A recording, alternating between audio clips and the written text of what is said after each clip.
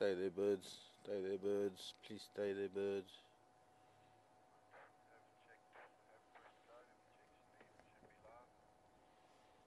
Hopefully bring you a fantastic morning, starting with what seemed to be a resident pair of ground hornbills. They seem to be hanging around quite a bit these days. And they flew out of a marula tree just as we were coming onto the open area, flew into this big dead tree. And they will be around most of the day, no doubt, hunting here on quarantine open area. Quite exciting.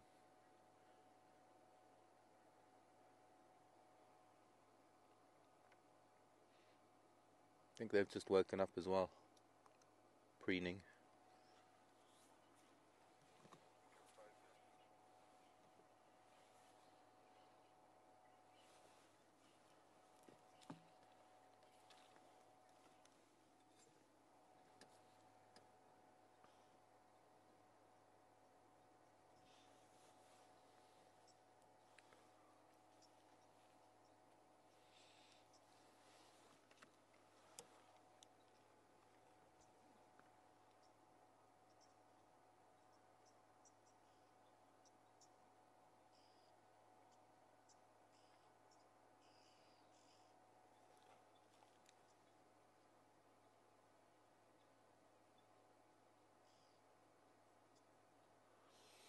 Heard of impala behind me that are in the same place they were last night when we came back from drive, so they haven't moved much.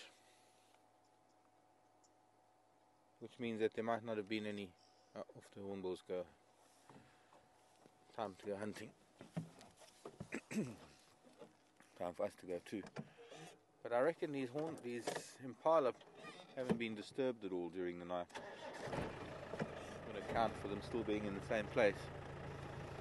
But I do suspect there is a leopard about.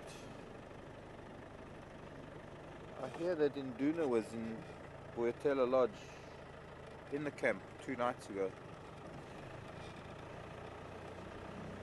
And the other thing is to find this morning, maybe to try and find tracks of Karula. She has come back this way. Try and anticipate which road, which direction she would come from. If she was in Buffelshoek and heading towards Buffelshoek Dam, towards the end of drive when it got dark, trying to think whether she would come down Central Road back to Gari Dam or whether she'd use one of the other roads. Big hyena was running here.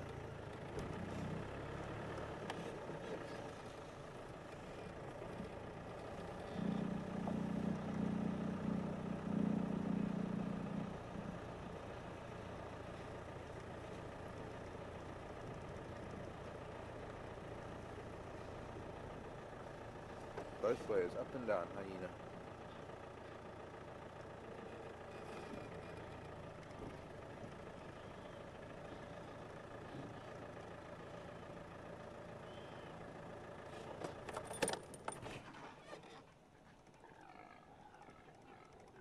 Challenge is on.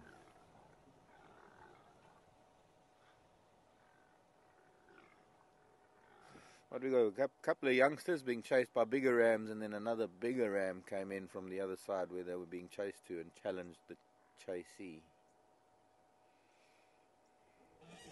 And now behind that silver cluster leaf. Bachelor group, I reckon. They don't seem to be. I think this is more display than chasing and fighting. I'm just behind this tree. Let me see if I can go forward a bit. Another one coming in. There are rams everywhere.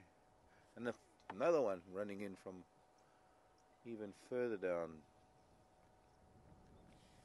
2 coming in from further down the road.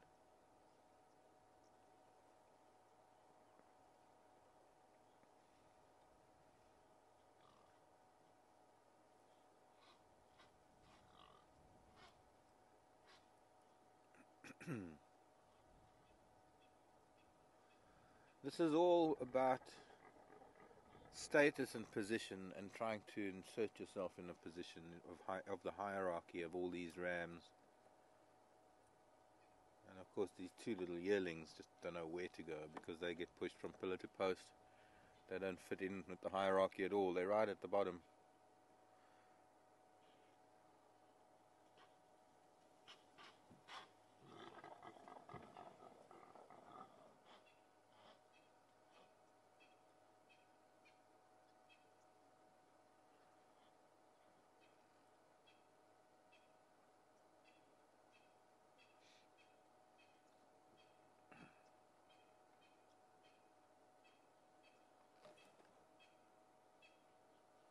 the Franklin making too much noise behind us. I think we're just going to go back a little bit.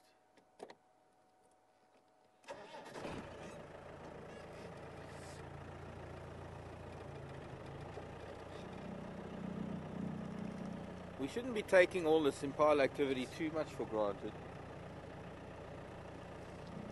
Weather like this with a bit of wind blowing, overcast, quite possible that if there is a cat around, it will be taking advantage of all this distraction.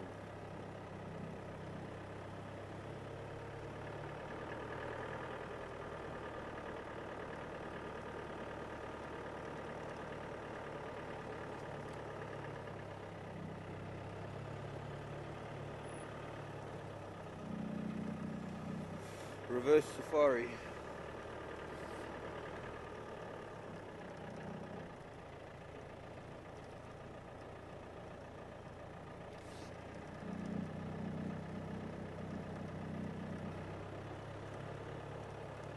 What I mainly want to see is this herd of impala and see how they're reacting to the francolins. They're nonplussed about all these rams running around and snorting at each other. There is a ram with the herd, but the females couldn't care less.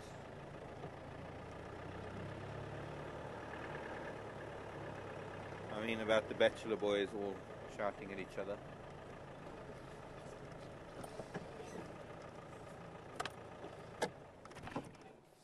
But they're a little bit too relaxed.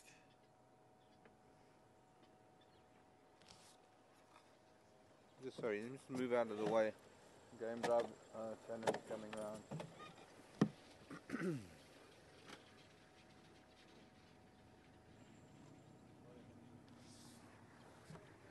Morning.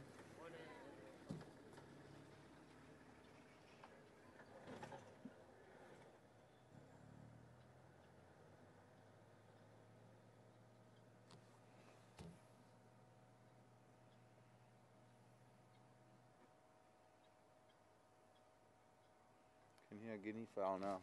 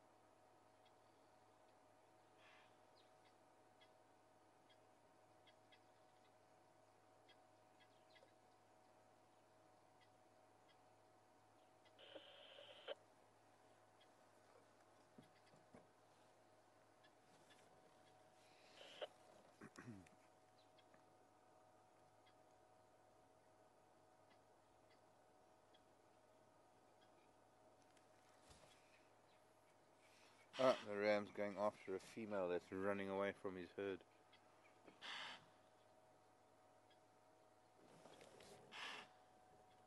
That's the alarm call now.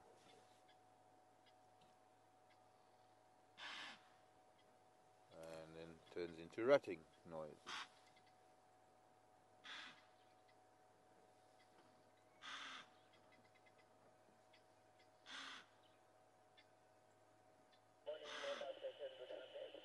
Got a piece of grass in his, I don't know if you can see it yet, piece of grass in his mouth.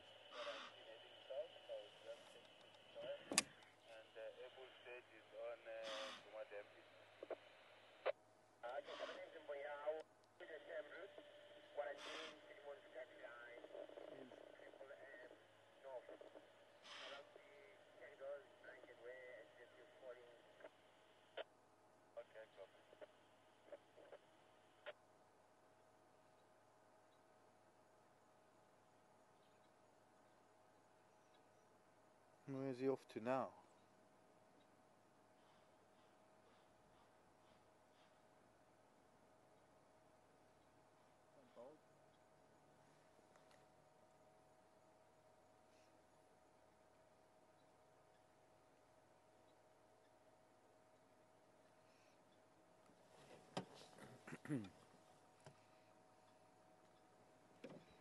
And let's move forward for Ephraim.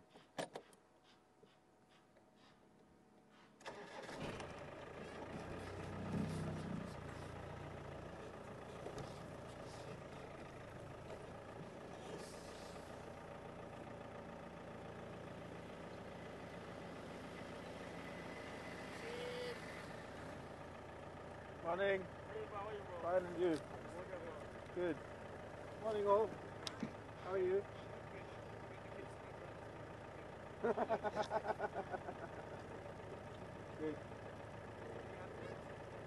Well, no, I've just started, but watching a bit of impala activity. Bit of there's Nwari colouring and guinea fowl, so I don't know if there's something here. There's guinea fowl here, but I mean, there, Nwari is there. Okay, see you later, have fun. Bye.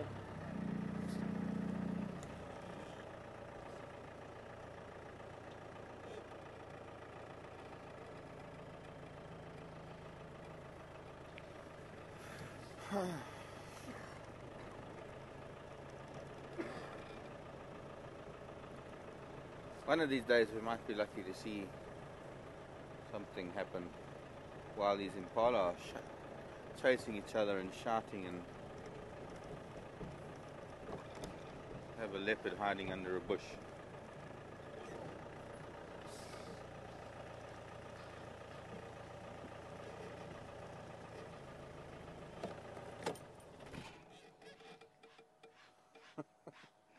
It's comical sometimes. He's got a sore throat, or you can hear he's going hoarse.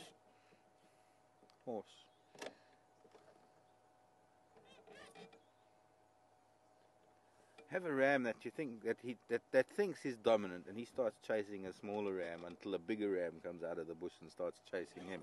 It's okay. I think let's move on for now.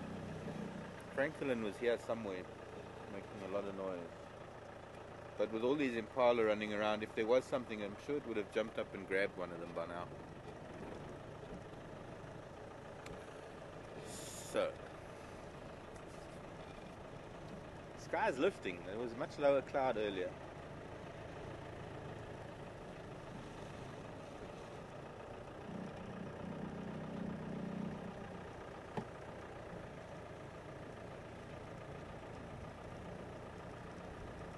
Strong cold wind from the south.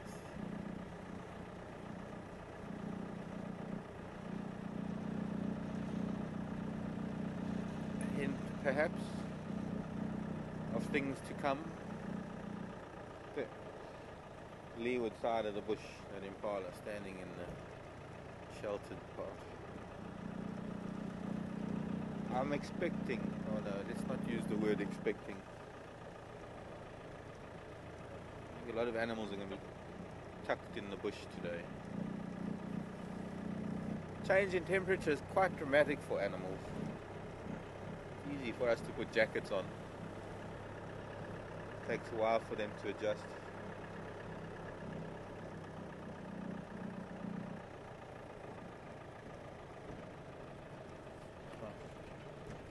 Pink tinge to clouds as the sun starts making an appearance.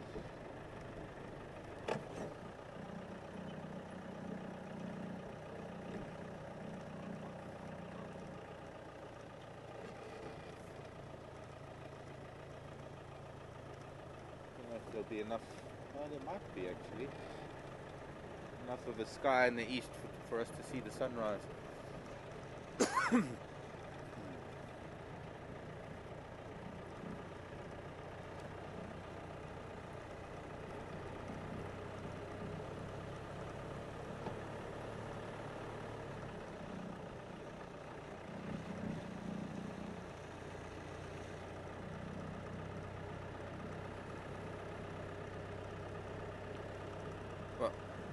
Ephraim and Henry have headed down towards Philemon's Dip and Philemon's Cutline and that part of the world.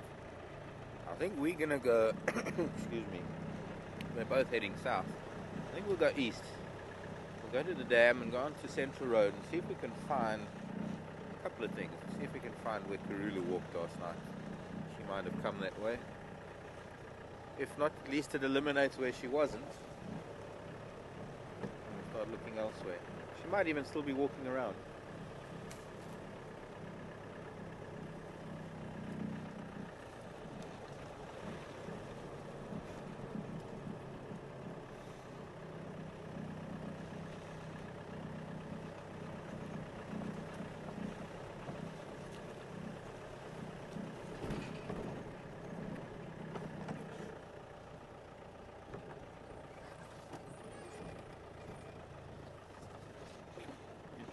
Rhino tracks here from a couple of days ago.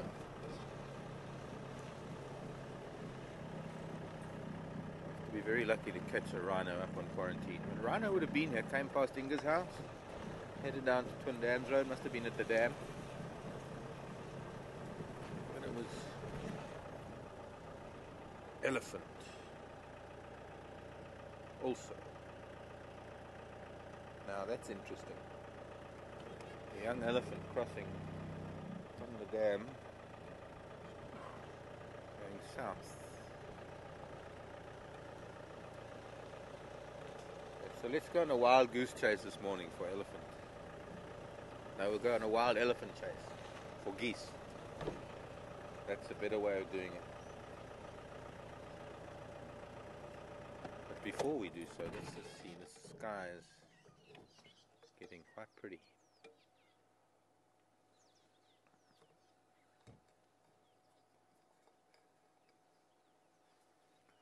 I think there might be too much cloud for us to see the sun. Looks like there's a little gap between the layer of cloud on the horizon and this cloud that's coming over us.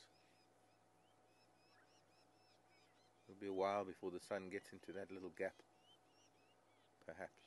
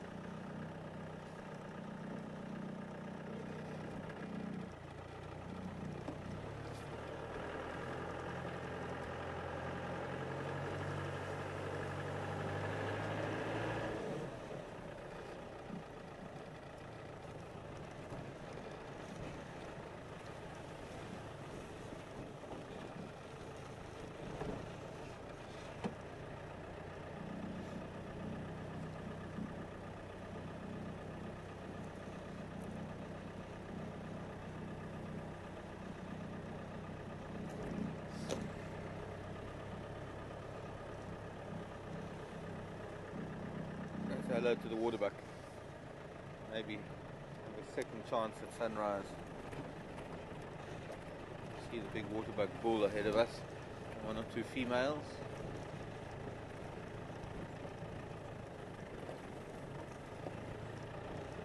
Oh, he's lying down. This is what animals are going to do in this weather. Have a quick glimpse in it because the sky is getting pretty amazing behind us. And we'll turn around, come back this way, and we'll see him from the other angle. But he's just settled down now. He gave up following it when there's one female up ahead of us.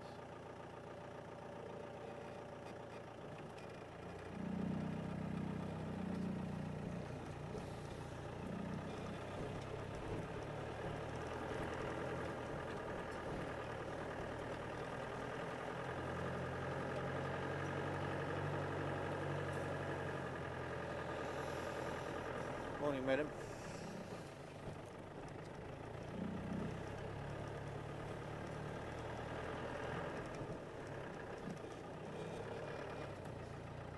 Leopard tracks of one of the boys, quite fresh actually, heading down to the dam. Wow. That's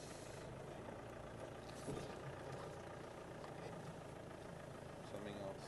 So we're on Leopard didn't go down Twin Dams Road.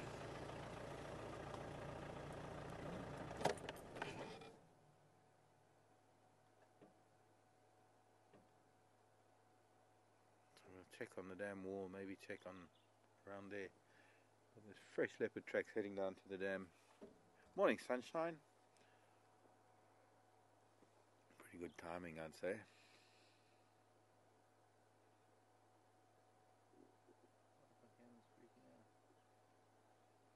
Come on, camera.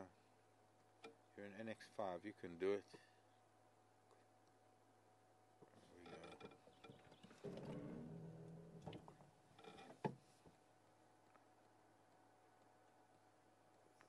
It's quite amazing. The wind suddenly just dropped.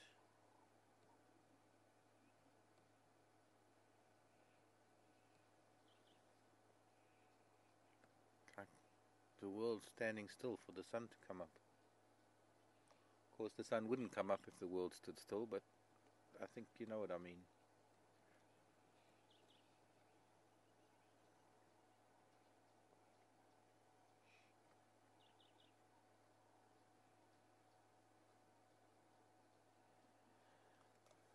Morning Africa, and from Africa to planet Earth. Morning everybody.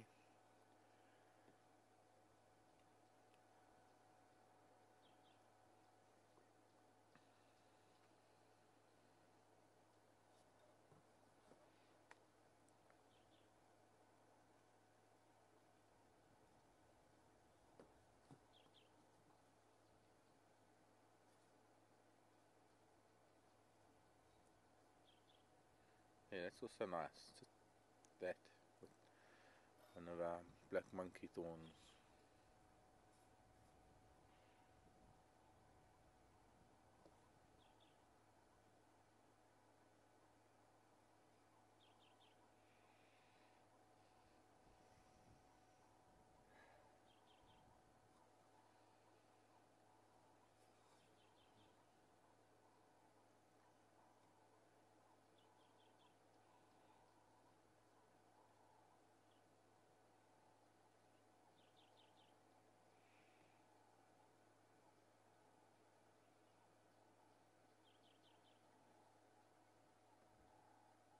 Okay, let's go find this.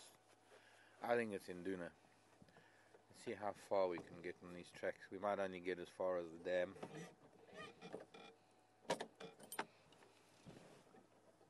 Good morning.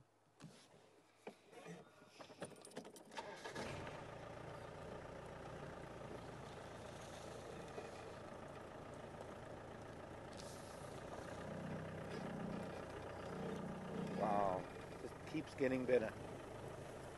And our waterbuck bull, I noticed he was rubbing his back with his horn, and then he rolled a little bit, and then he got up and left. Don't know where he went to.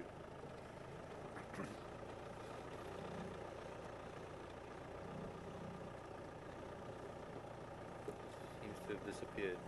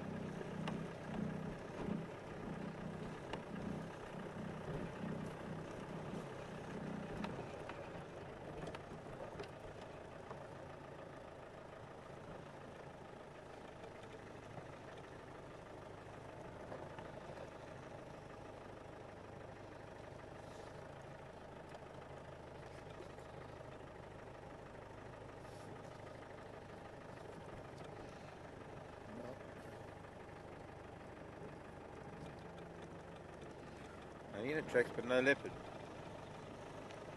Maybe he was walking around the edge of the dam. Maybe he went back into the lodge.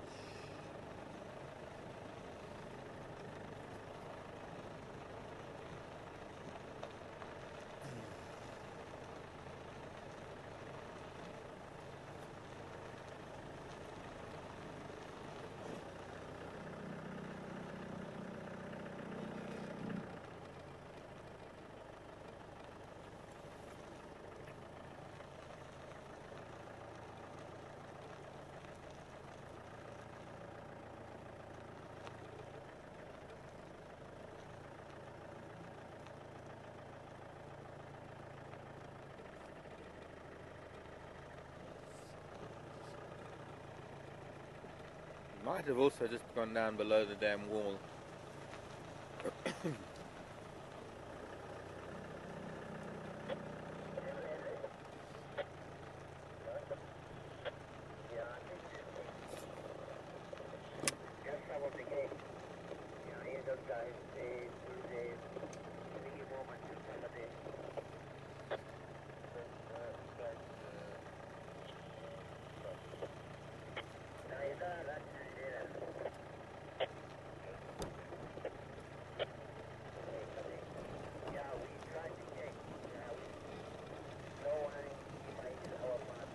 There he is.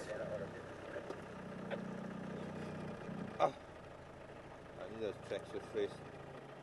Good morning, little boy. Aren't we the lucky ones this morning?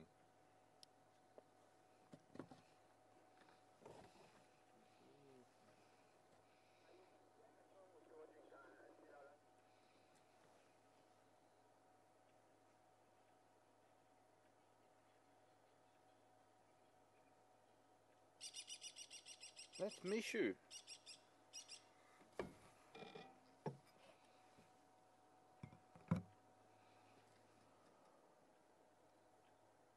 No, it's not. It's Induna. It's like he's adopted the lodge.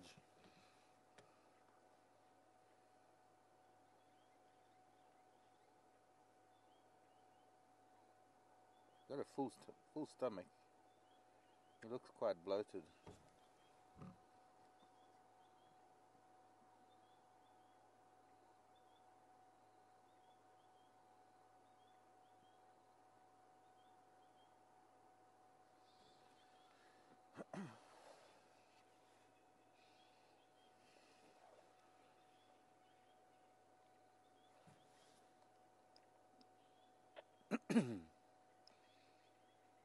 If anyone's interested, one ingwe at Gari Dam.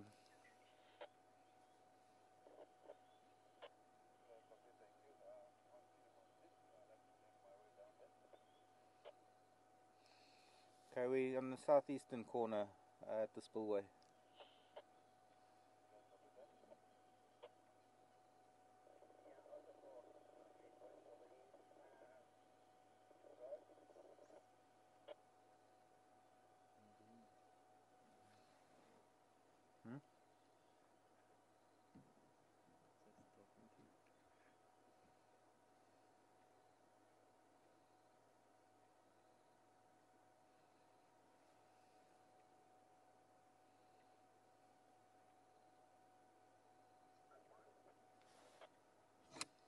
Go ahead.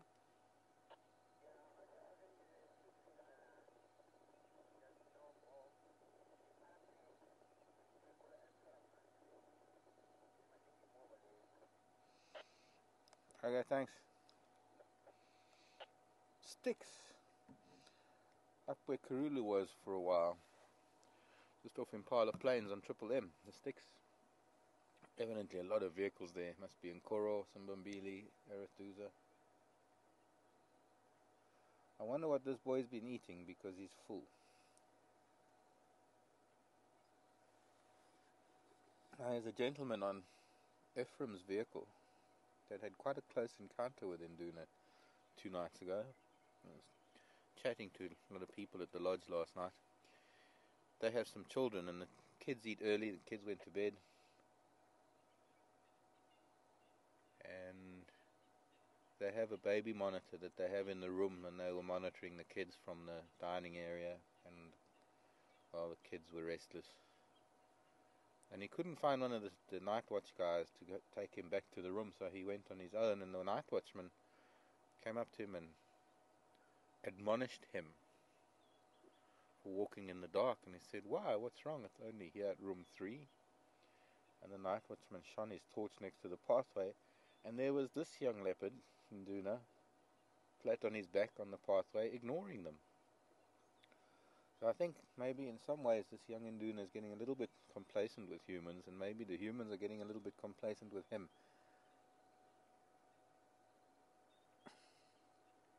Well, I guess Karula's fault. She had the cubs around the lodge and the staff village and our camp so much when they were youngsters. They've learned that we're not that much of a threat. As long as that's all they've learned, they're not going to start looking at us as potential stomach contents.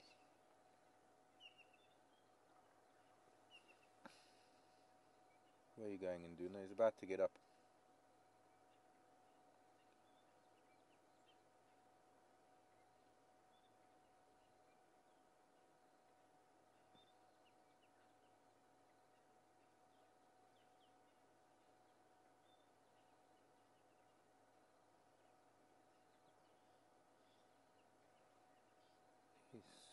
Maybe he's looking at hippo. Maybe the crocodile is stirring. I hope he knows what crocodiles are.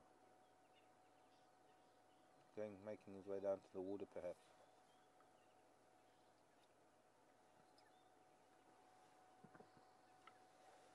Look at that round tummy. He's bulging. He's sort of stalking, but not intently. I wish I could see what it is. Well, we're going to go back because he's going to come out into the open behind us. Well, behind these bushes.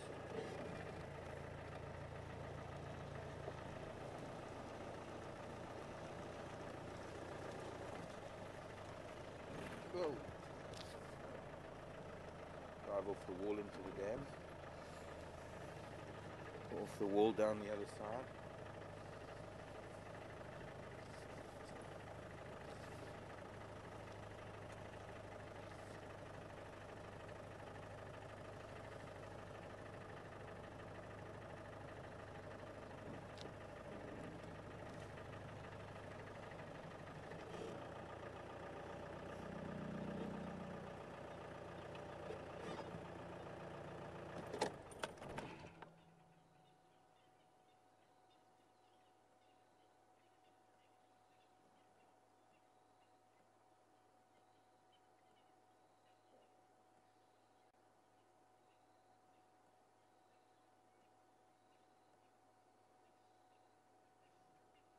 Can't see him.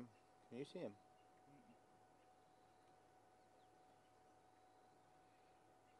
Okay, well, let's try go forward again.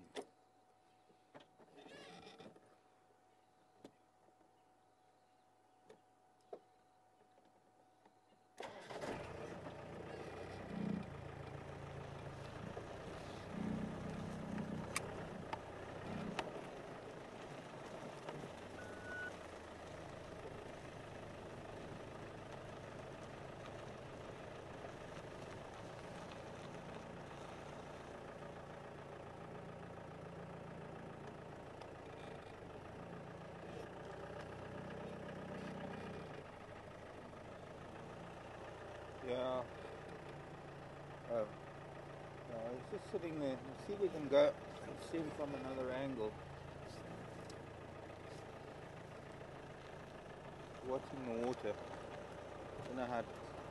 Maybe we can drive along the slipway. Not slipway. That's what you launch boats on, Mark. Spillway. What spills out of the dam.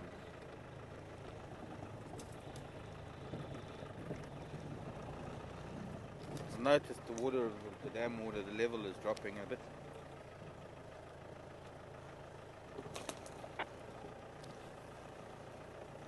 Oh, lovely big crastulas.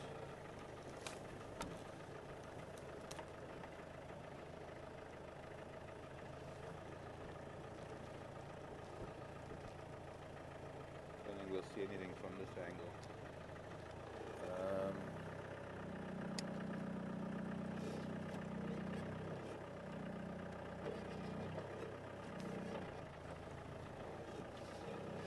Climb up this bank.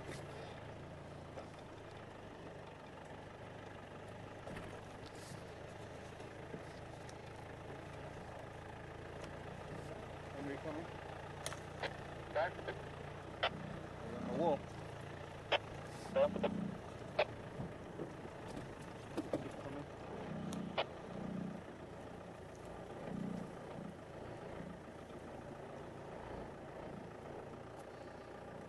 Makola. He's in the Slatin on the left of you coming up. But maybe better visual from this side.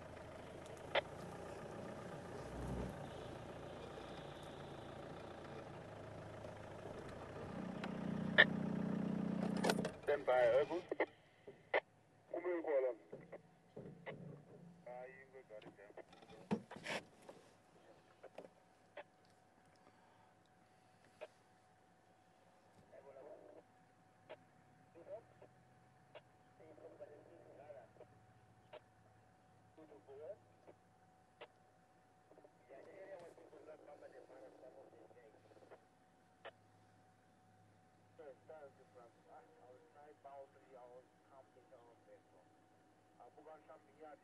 On the boundary coming from the park, so east of this area, now check that one, another one now, complete on it.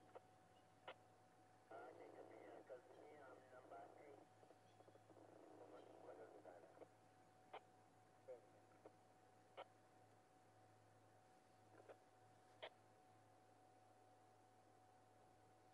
You got the visual from there?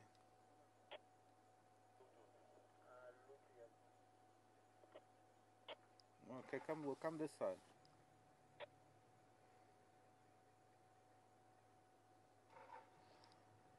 Ephraim is directly between you and me.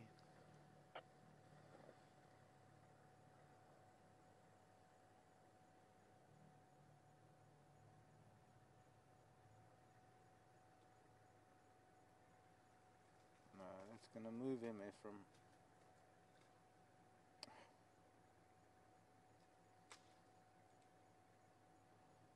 Possible sometimes.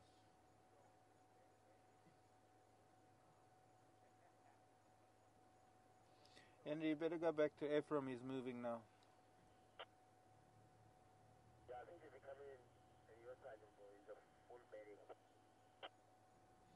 Yeah, I found his Mkonzo coming down from quarantine between Inga and Yuri's.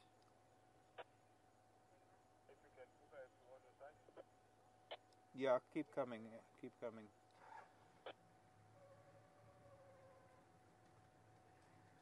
That's hippo dung that he's rolling in now.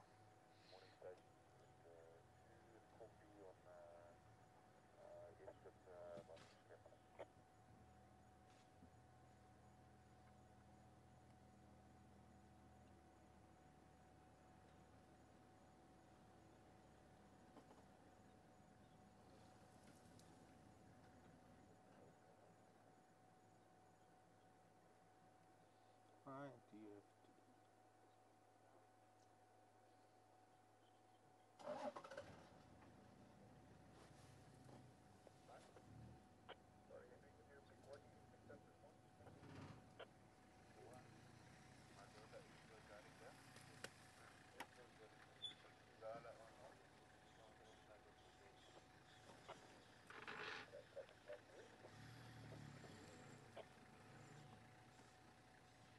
Ephraim, tell Paul it's his friend.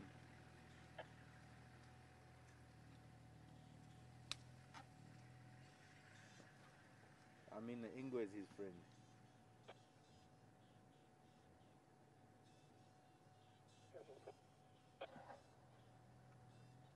Oh well, I reckon he's probably walked down below the damn wall now.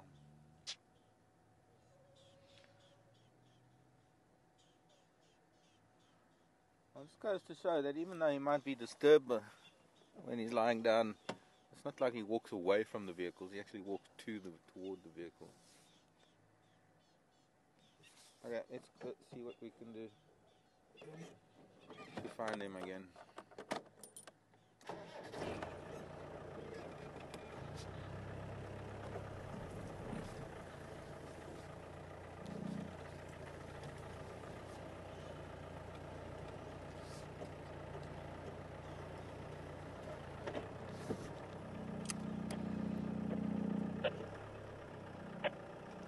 What's the luck with that Columbia law?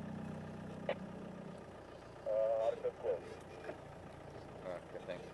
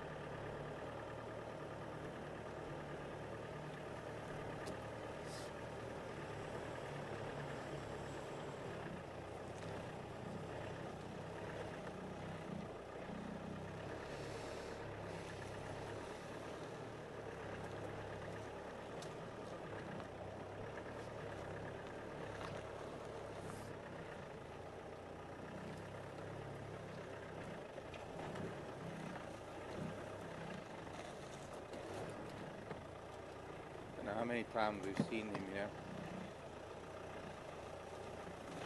sleeping. I know we're not going to get much further than this. It's probably gone. Whoa! Gee, that lifted the front wheel. The guys are not going to see him from that angle where they've gone in down below the damn wall. Just lying on these rocks. I don't know if we're going to get to see him. He's just ahead of us.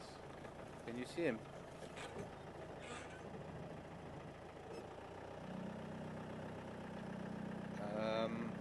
Sure. Let's see what I can do here. Hang on. That was quite close. That was at an angle that was probably reaching the limits of what the Land Rover can do.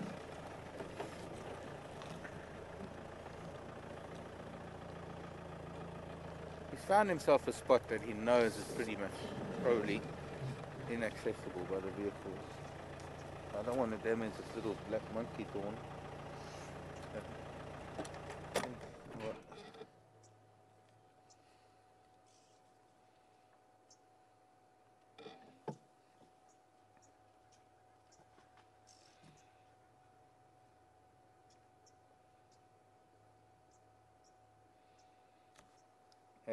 I've still got a visual this side. I don't think you'll see him down there.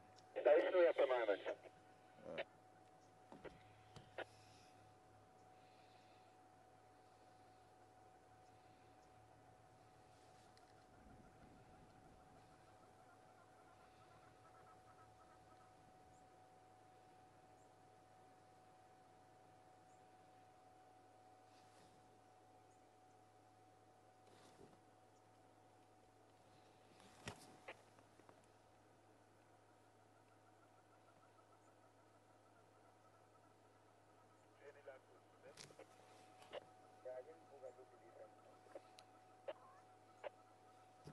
I've still got a visual this side. I don't think you'll see him from down there.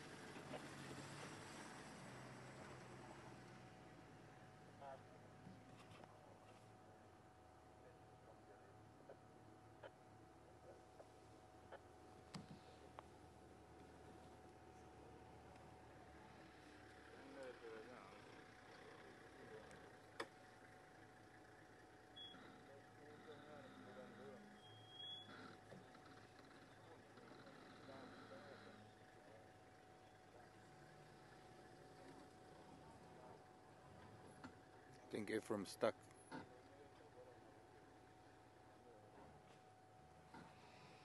Got a visual there, Henry.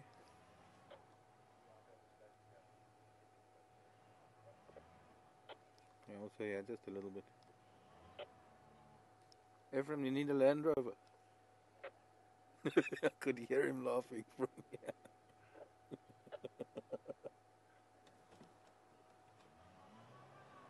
Uh-oh. Try locking the front wheels.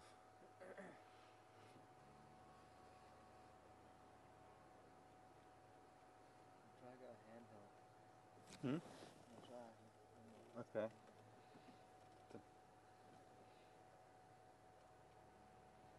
See if we can maneuver the camera a little bit rather than the vehicle to get a better view of him. I think his... I can see him just through a gap here. He's actually looking straight at me with his head down.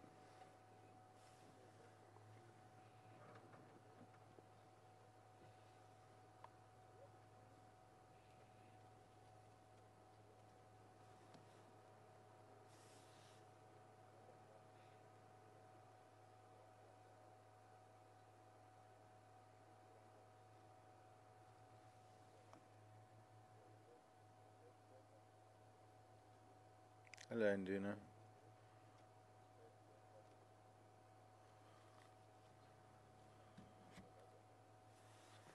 He's glaring at me. He's sleeping. Well, he's lying down. He's turned his head back towards us. And there's a little gap between the branches of that sickle bush in front of us. And I'm trying to close my eyes and soften my eyes, but he's not responding.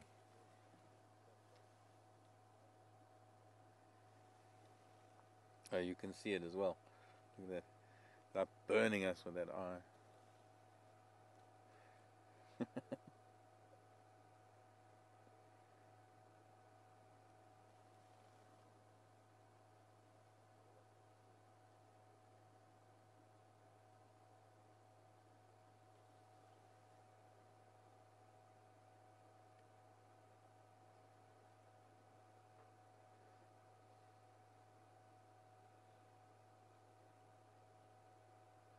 Okay, just to let you know that this is handheld at the moment, so on full zoom like this, just a human's heartbeat is enough to make it move a bit. Morning, Lex. Morning, is it Mark? Affirmative.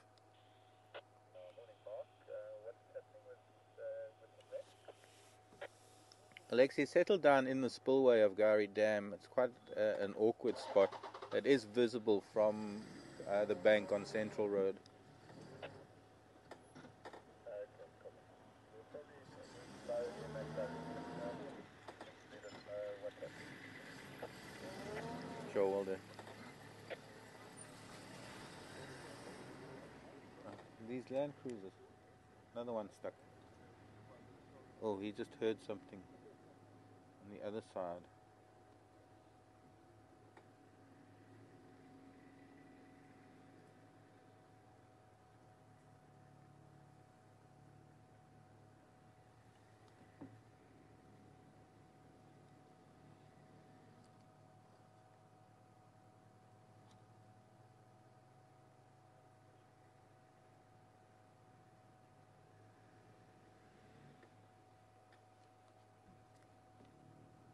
That's a nice frame shot. Look at that. Induna, look this way, please.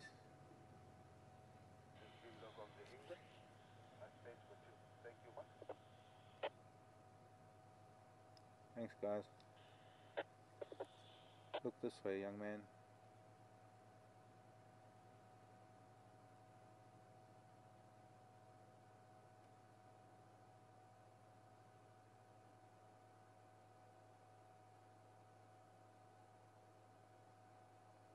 Grass is tickling his nose. Quite a nicely framed with that tree, sickle bush.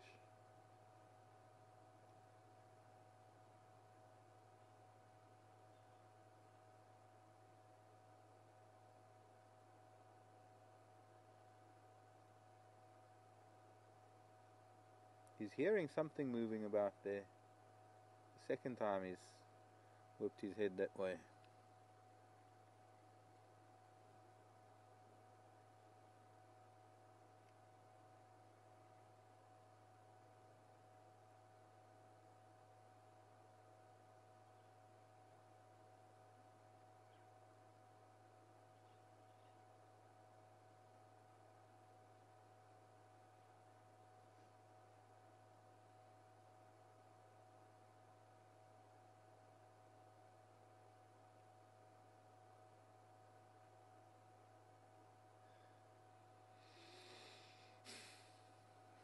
Sigh with him.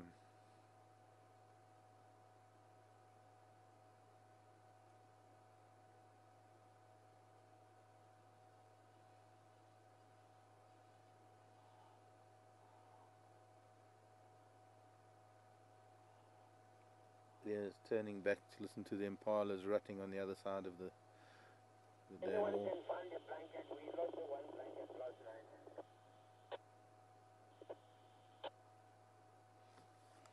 Check him, PC Kaya.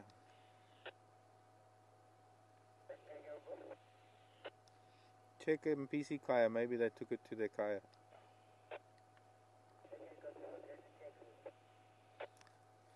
I once lost a jacket and found it at a hyena den.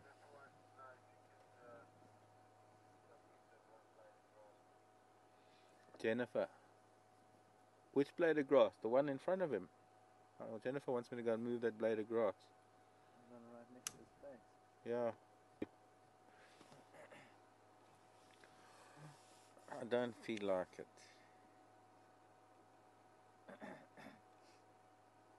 I've got to... Yeah, there's a good one. What are you offering?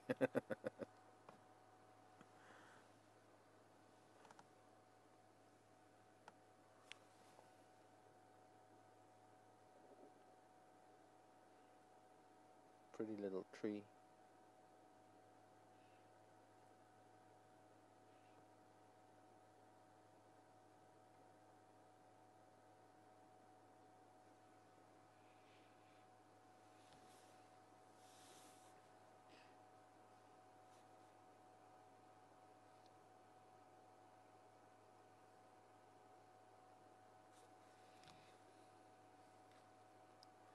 If anyone sees in Globe, this was on charge all night. Anyone sees in Globe, please let me. Oh, in Konzo, please.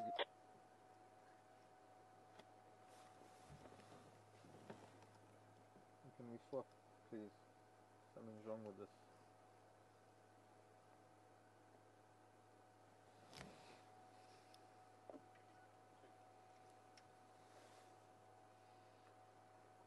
I'm looking for Ndlovu Mkonzo. If anyone sees any today, please. Somebody south towards Philmon's cut on the western side of the deep of the generator. Mkonzo or Ndlovu? Okay, that must be the Mkonzo that was crossing Warburg Road. Okay, so there's some elephant down there, maybe. Can be our next step.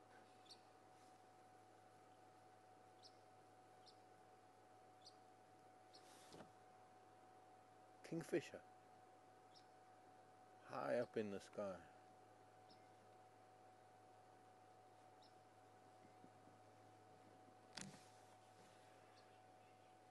Oh. Making a beeline for Buffelshoek Dam, maybe.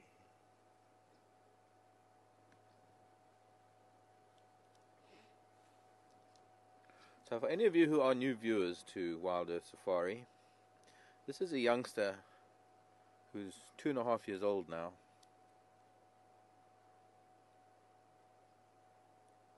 It's his mother who has a new set of cubs in this area, who I was hoping to find her tracks this morning, because she was on a big walkabout yesterday.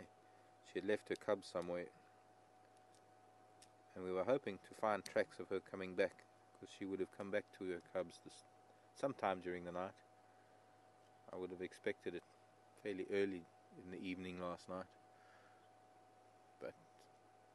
can never tell what a leopard will or won't do. And this youngster has a brother. His brother's name is Mishu. Induna means chief, Mishu meaning dawn. And these two boys have been part of our safari for the last 2.5 years. In fact, we've been very lucky to be able to watch them grow up and learn how to hunt, and the trials and tribulations that they've been through, and learning how to secure their kills in trees, how to get away from hyena and other leopards. And I think he's been more consistent in his choice of area to stay in, and it's mostly been around here, the dam, up to Treehouse Dam and Twin Dams, more than his brother perhaps.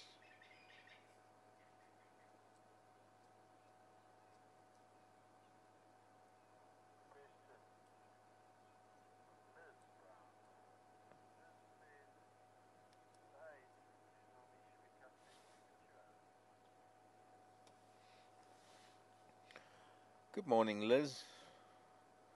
How's sunny springtime England this morning? Hope it's sunny for you.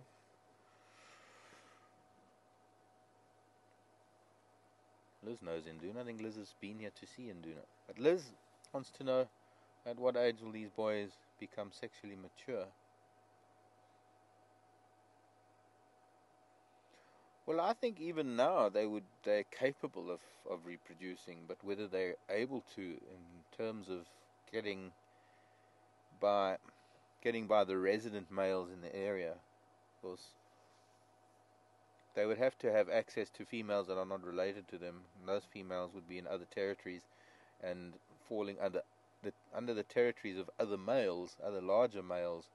So I would say they'd have to be going on 4, maybe 5 years old before they can be serious contenders for territories that contain the territories of females that they can likely mate with. I think the presence of the large males like Mvula and Mafufunyan and their father Yambilu Yodan will suppress their urges or their abilities to mate for some time, and they will have to move. They'd have to move far and wide to be able to find their own territories and their own females.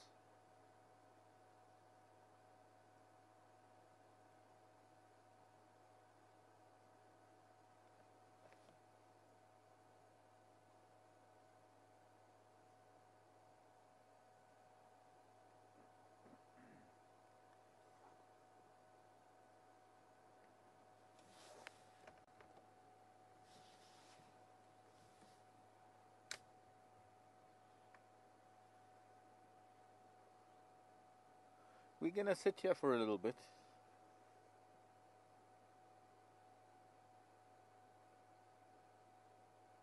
And just wait and see. Maybe he'll get up and move some more. If he moves down into the drainage line below us, we might lose him. There are people that want to come and see him. So, on one hand, I'd like to just stay here for them to find him. But let's just see what happens. Who knows? He's out of sight. Just above us on the left is Central Road. It's a fairly open patch of ground. There might be impala moving up there, or nyala. There might be bushbuck coming through those bushes. Anything is possible. And I think we'll just sit and spend some time with him. I'm not too sure how much else we're going to see this morning with this cloud and wind that's blowing. Great weather for predators. Which is why there are the sticks up on Triple M, and there's the leopard that we've got here. The sticks is a pride of lion.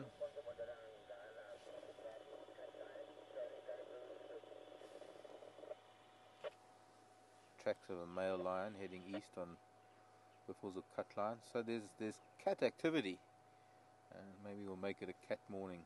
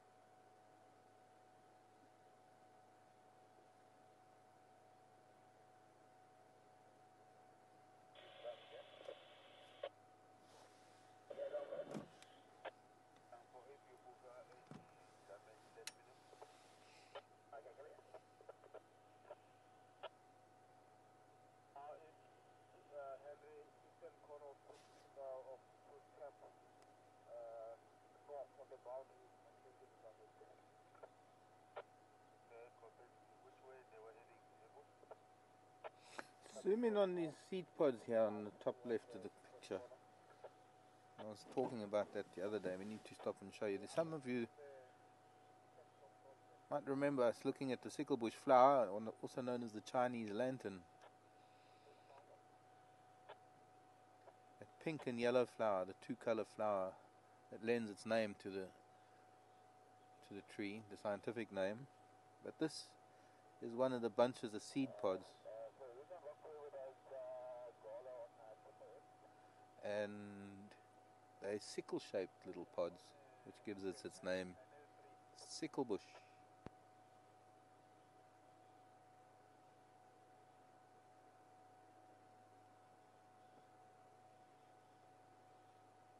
Can become quite an aggressive invading species. Not an alien invader, just an aggressive invader. Particularly in an area where you have a lot of it already and it starts throwing seed, and then suddenly you get a fire. Fire can help germinate that seed en masse, and you can get thickets of sicklebush. And it is very, very tough. It's good for using some of those main trunks as fence posts. They don't get attacked by insects too much. Quite a hardy wood, but it doesn't really grow very big as a bush. Very, very spiny, and if there's anything that's going to give us a puncture, no matter what tire you have, sicklebush is one of them. Spines that are very hard and sharp.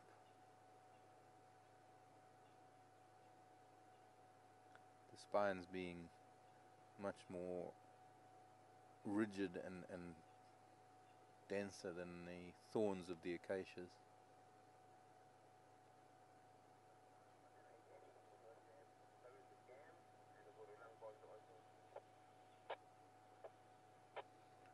Male lion and Karula's tracks heading towards Buffelshoek Dam, according to Ephraim. That's interesting.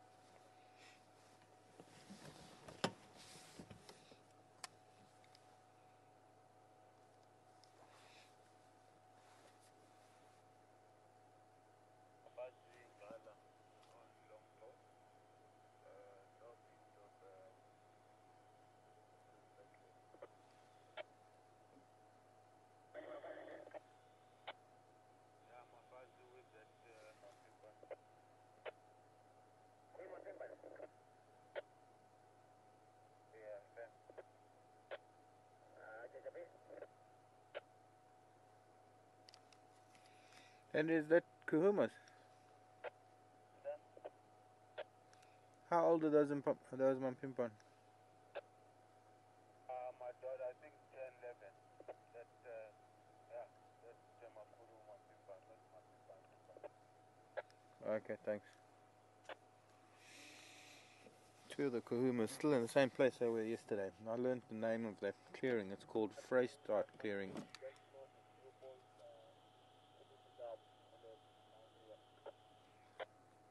Or Free State Clearing in English. I managed to chat to Henry a little bit last night about some of the locations that they talk about. But I think one of these days I'm just going to have to go for a drive with them to see for myself where a lot of these places are that we hear about on drive when there's leopard and lion in Buffelshoek. Lex, come in. Okay. Are you approaching the spillway? Second. Are you here at Gari Dam? Yeah, 2 minutes. Which side are you? I'm at the spillway on the north front. Okay, I'm south along the spillway, but there's no visual from here other than where I am. Maybe if you come onto the eastern side above me, there's a better visual. Okay.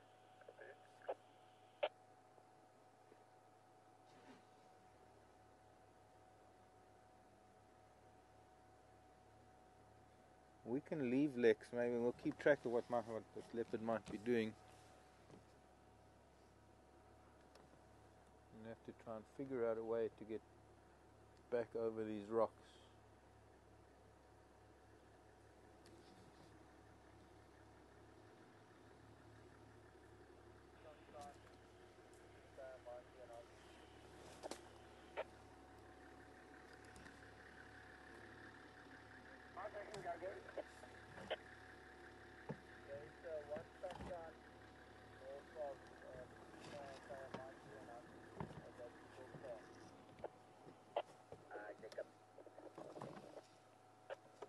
Morning.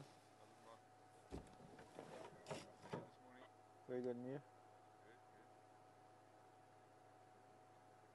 that this young male? Yeah, Induna.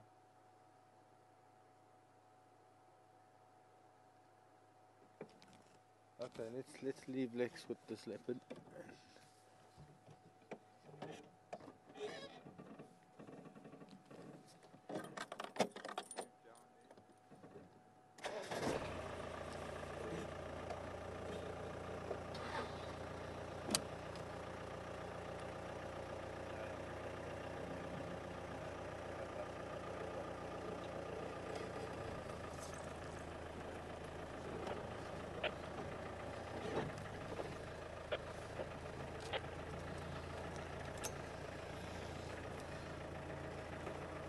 Enjoy, Lex. It's all yours.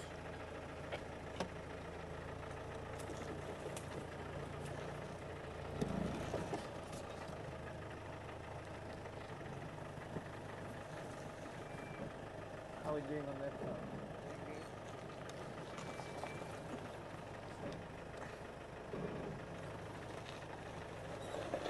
Whoa!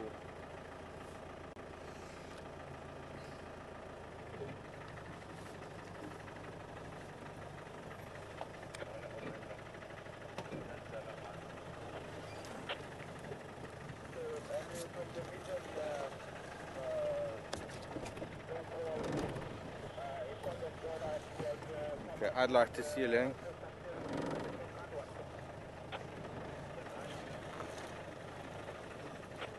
Yeah, that was rather an extreme angle. I'd like to see a Land Cruiser do that.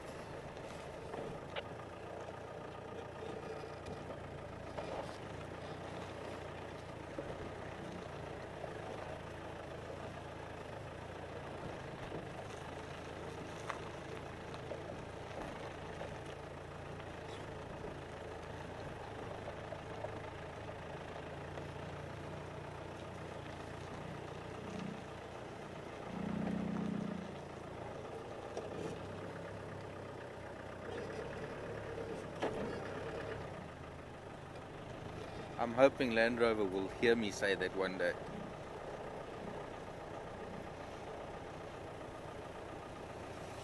Station leaving locker 1 Ingwe south of Gowrie Dam, Lex unlocked.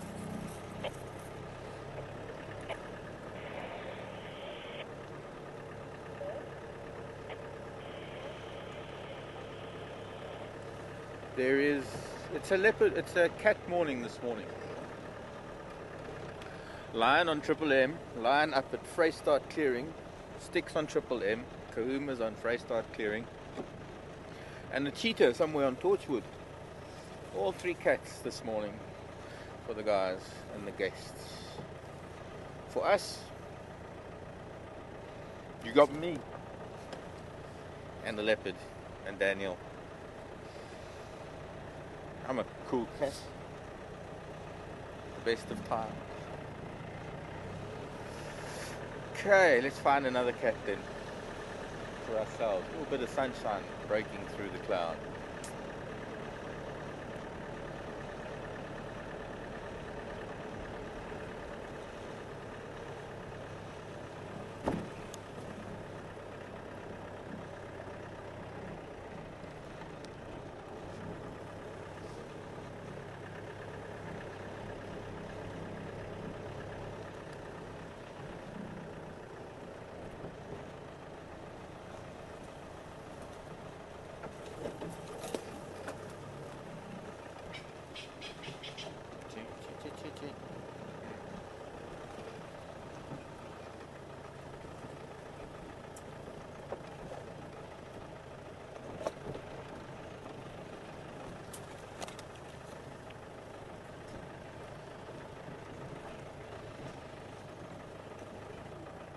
Hello, waterbuck. Peaver.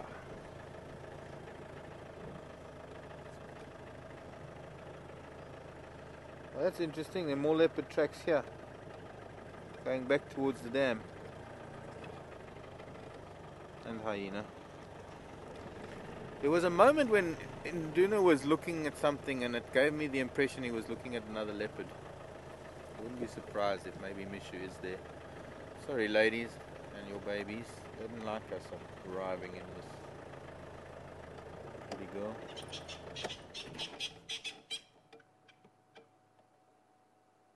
Well, that Franklin that just got frightened by us and flew into the bush just flew back out of the bush onto the road. Something frightened it. Okay, hang on. See, there's waterbucks looking there too. I wonder if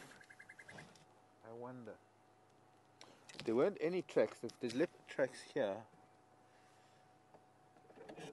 there weren't any tracks up on Gowrie Cutline or on Central Road on the other side of the dip. Let me see something. If there's anything here to confirm that he came down the road.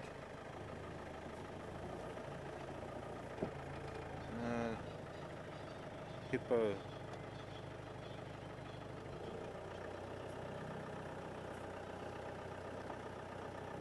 More Franklin shouting on the other side too.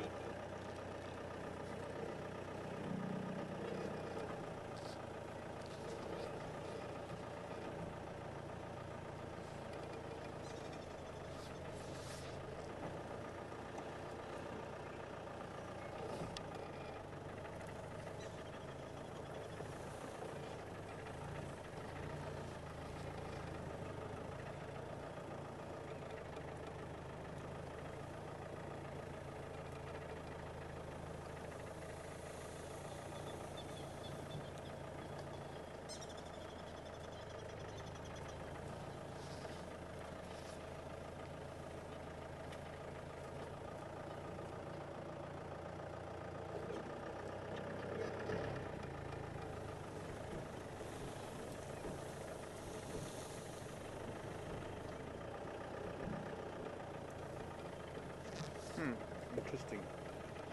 Why these Franklins are shouting around here.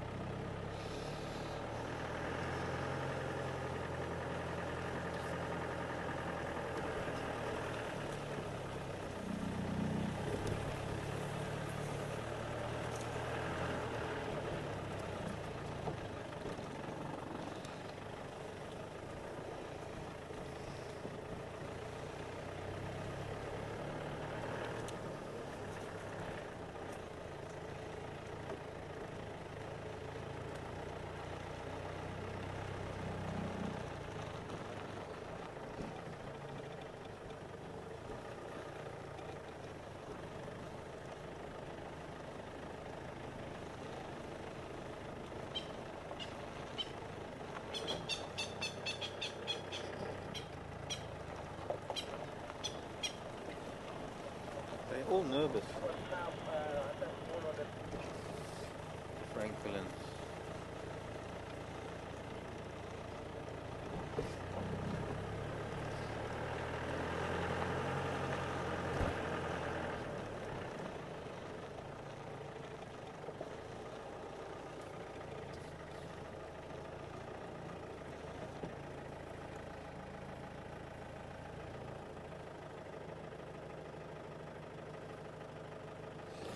Only hyena here.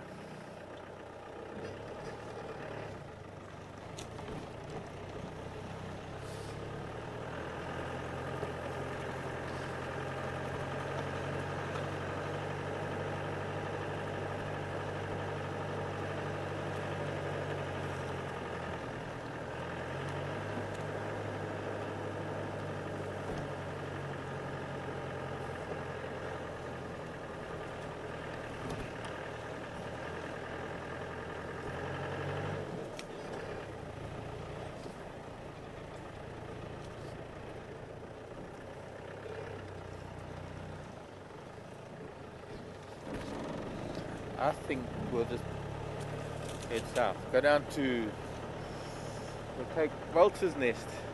Yesterday I was talking about wanting to just see what that giraffe carcass looked like. I can't remember the date when that giraffe died. It's got to be 2 months now or more. I think it was when I came back from leave. Patrick had just found it. It was a giraffe that died, looked like natural causes. It appeared to be that had been natural causes.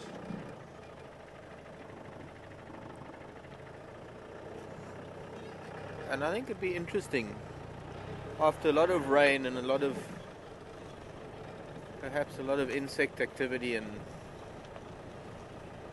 hyena activity, might be quite clean by now.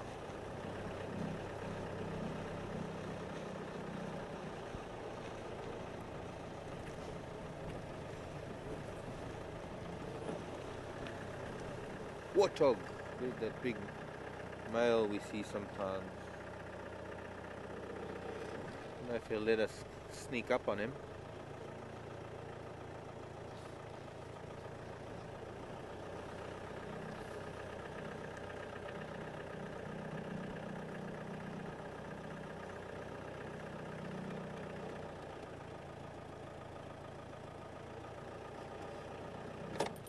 Just stop and have a look at him before he does run. Oh, he's fine actually. Looks like he's just happily grazing.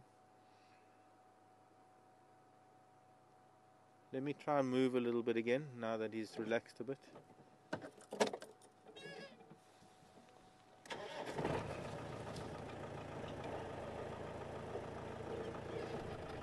Move off to the side just to get a nice glimpse of him.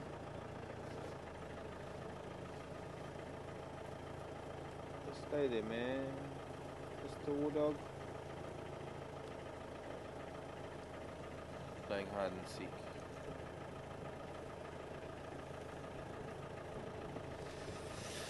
Oh boy.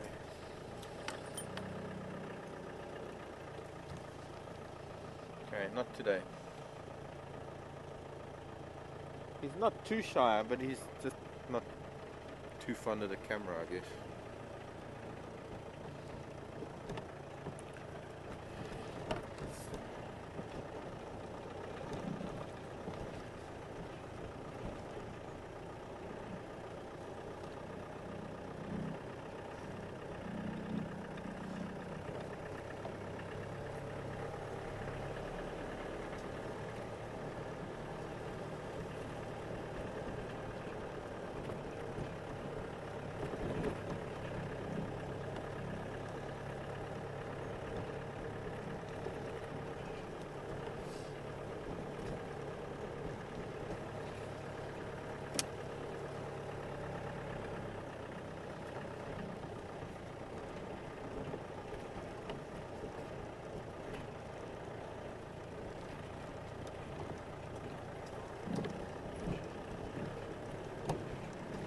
February the 21st with Patrick. Thank you, Lynn.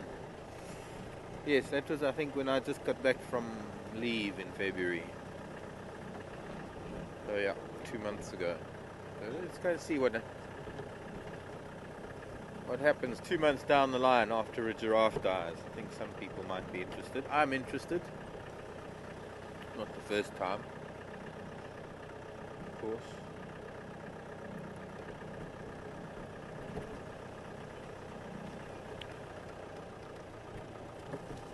Most of the giraffe carcasses I've seen have been giraffe killed by lion. This one a little different in that it died on its own. So it took a little bit longer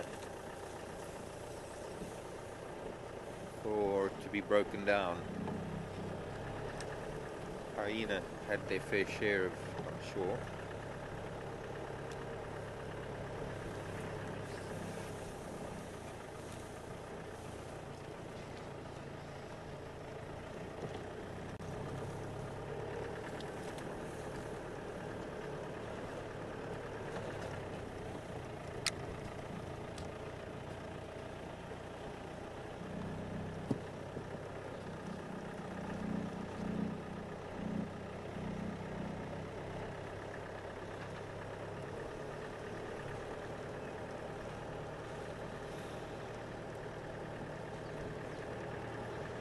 What will also be interesting is to see what sort of vegetation growth there has been where the carcass is or was.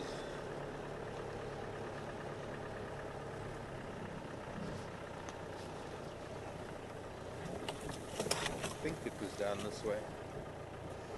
Looks like the old track that went in there.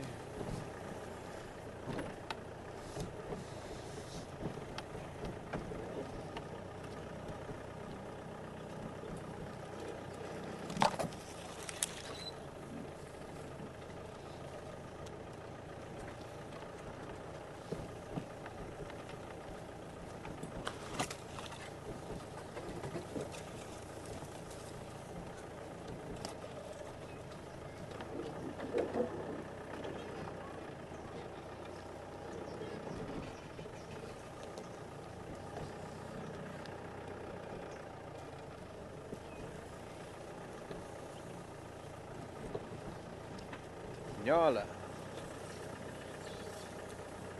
Little Nyala female. Hello, woodpecker.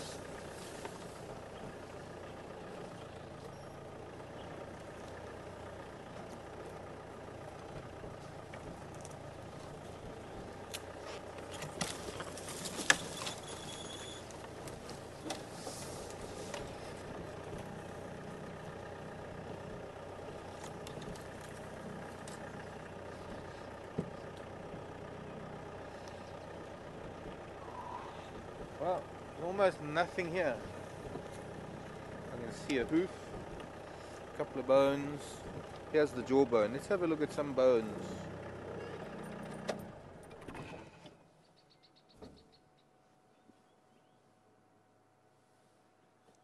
It's completely spread out.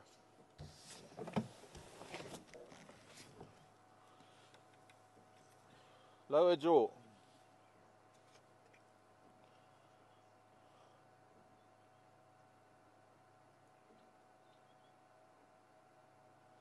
Been chewed quite extensively. Right, what's next?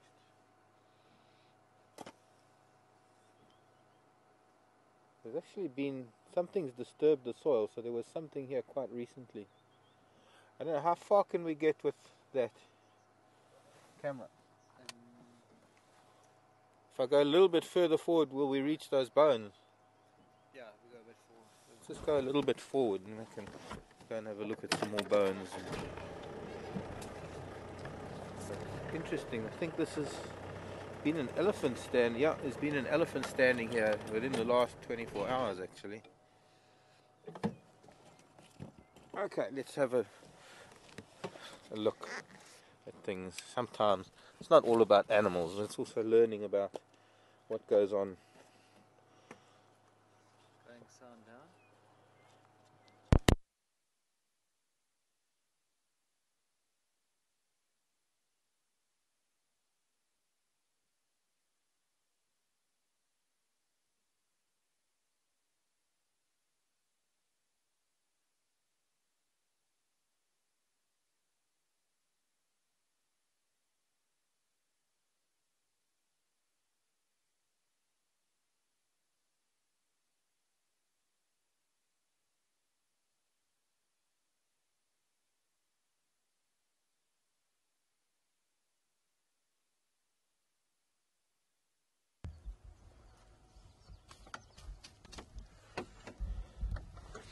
Well, okay, this is a vulture's primary feather, for one, very old, and we can make a nice quill pen out of that. But this is interesting. Apart from, here's a hair of a giraffe, one of his hairs. You can even see, probably get DNA out of that follicle. But this is the hoof.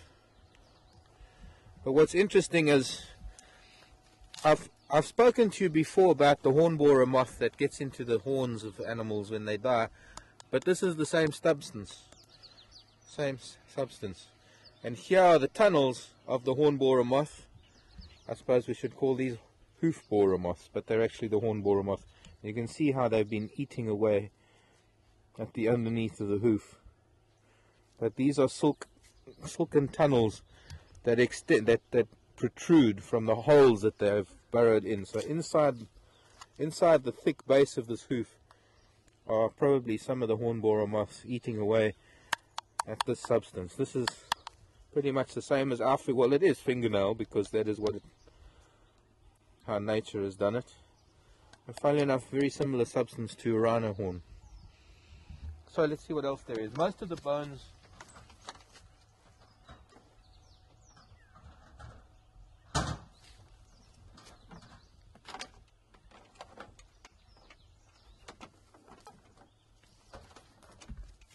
I should actually maybe bring the car here, because most of the bones have been pulled out over here, but I can bring some to you.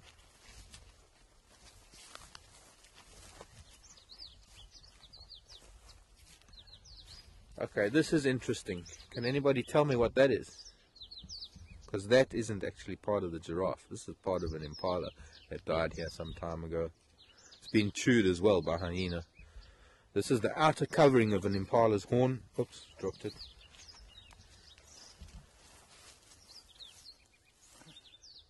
It's all still a bit smelly, but this is a Stone Age baseball bat.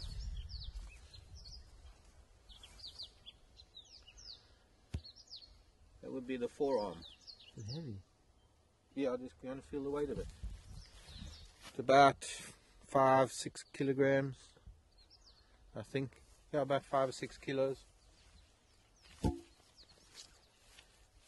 Now, I would advise any of you, if you have puppy dogs or any of your dogs are watching, ask them to cover their eyes right now, because they're going to drool. Beast. What bone is that?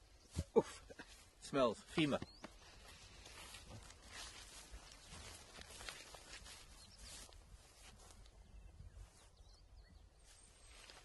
What I want to find is the vertebra. This is as far as I can get. That's fine. This is one of the cervical vertebra. Looks like an angel, actually. A lot of vertebrae do.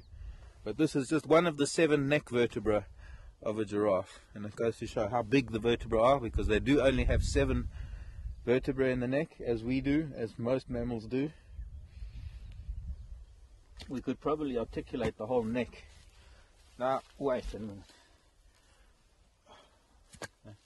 I should have put gloves on.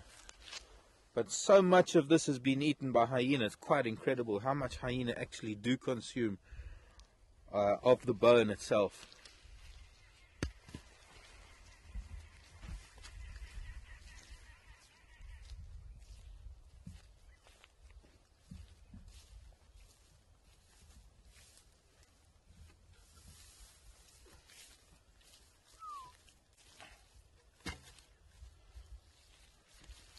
Now, that is the pelvic girdle, the pelvis. And I know I'm digressing slightly, but they make nice toilet seats for bush toilets. Not when they're still full of a little bit of meat like that, but when they're all dry and they've been lying around the bush for a few years. Okay.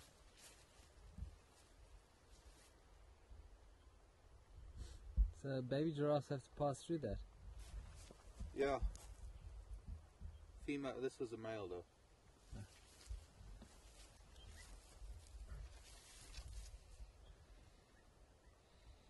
That's a rib.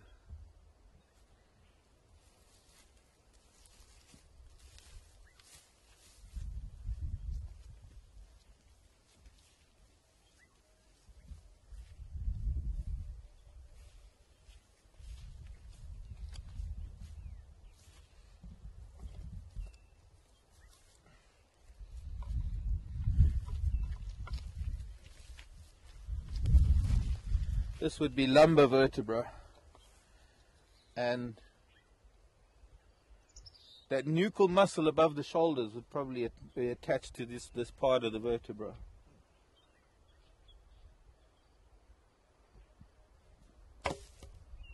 So I'm not. Here's an elbow.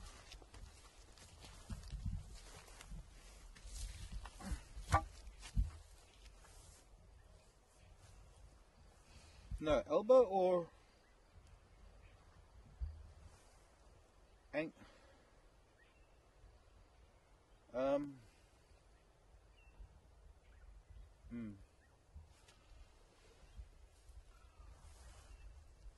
Should probably go that way.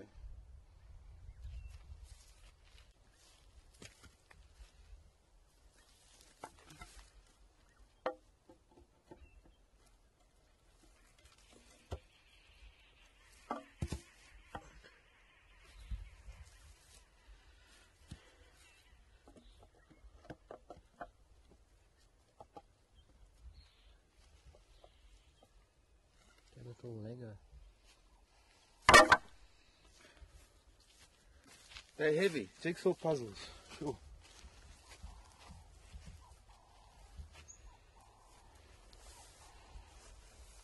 The toe is one of the phalanges, one of the part of the toe,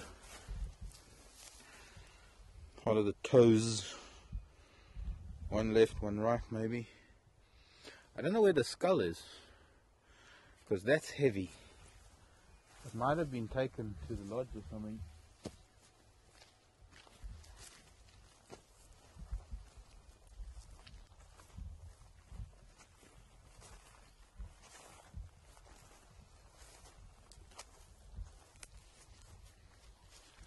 So as you can see, it's only taken 2 months. A lot of the vegetation has managed to regrow. There is a very, very big patch here where this is, I think, if I remember correctly, this is where it died. So there's a lot of dead grass here.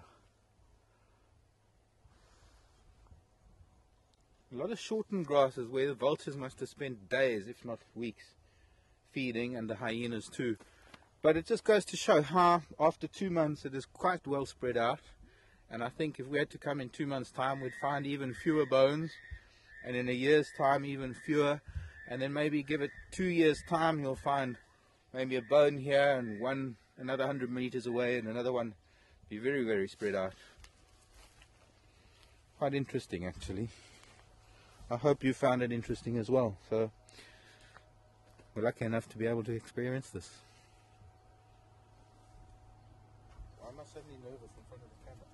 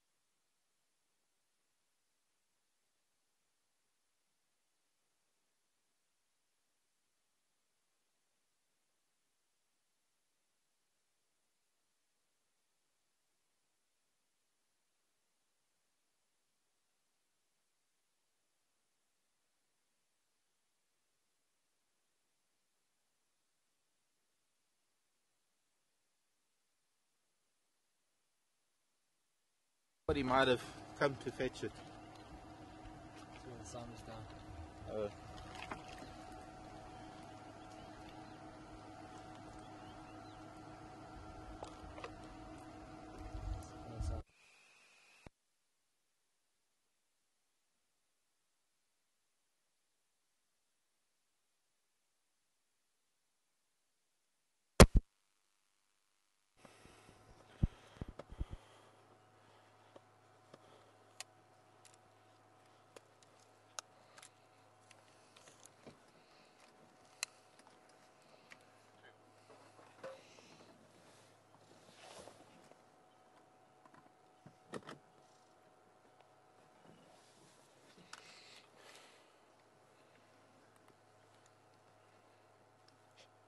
Radio check. Okay. No skull. Ephraim, come in. Ephraim, do you know what happened to the nhloko for that giraffe that died on Vulture's Nest? Nhloko for that lamiti that died on Vulture's Nest. Do you know what happened to it?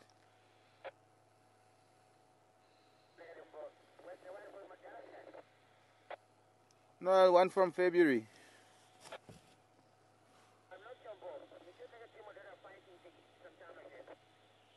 Oh, never mind.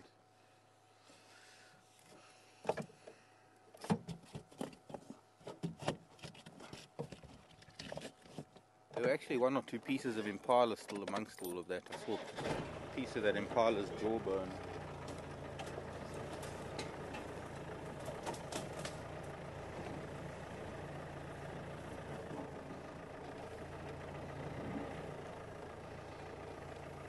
It would have been nice to see the skull, to show you the ossicones, the horns as it were.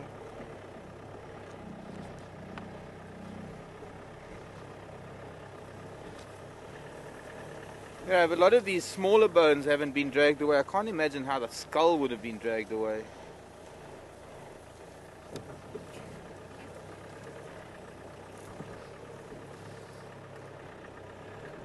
I did have a second look around. There's some more bones in there. There were only, I think, 2 or 3 of those cervical vertebrae. So it could be the skull is still maybe it has been dragged with pieces of the next vertebra still attached.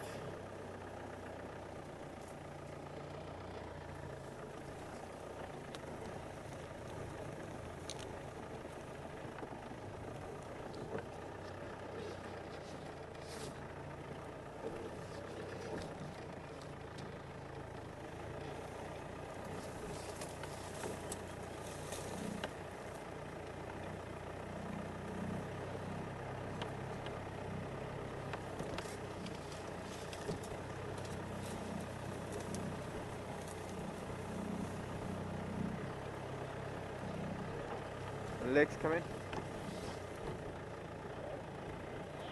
Are you still with that ingwe?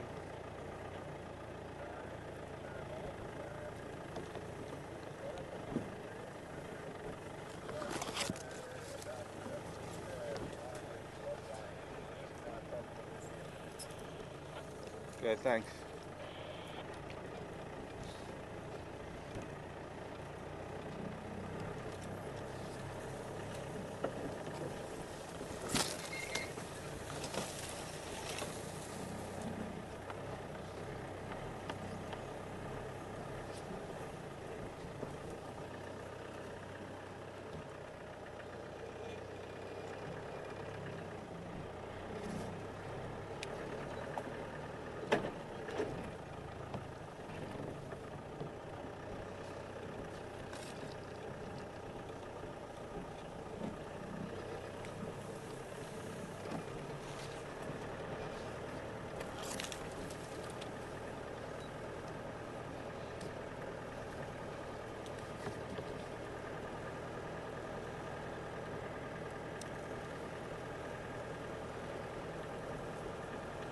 Induna moved a little bit deeper in, and no one can see him now, which is par for the course for a leopard.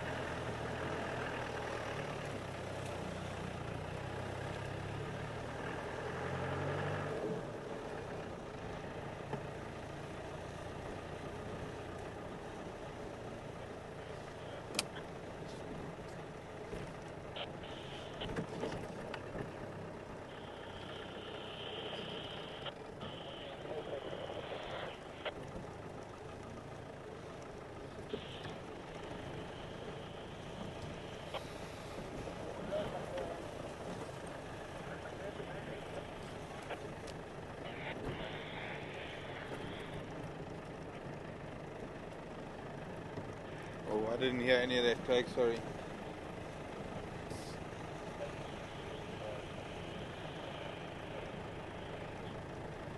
Didn't hear any of that either.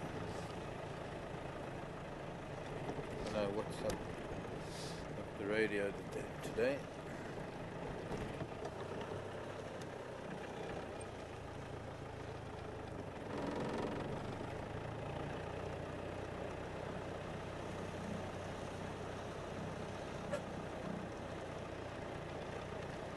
Diane wants to know how I knew there was a male giraffe.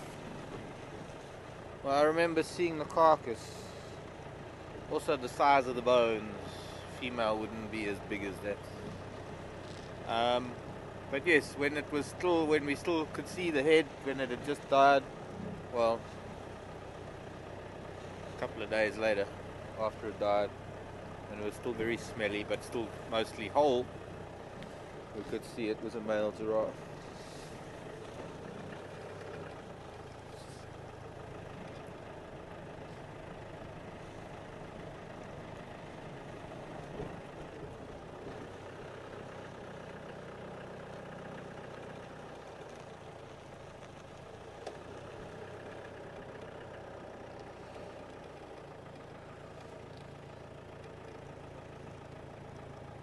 Good morning to Pinky.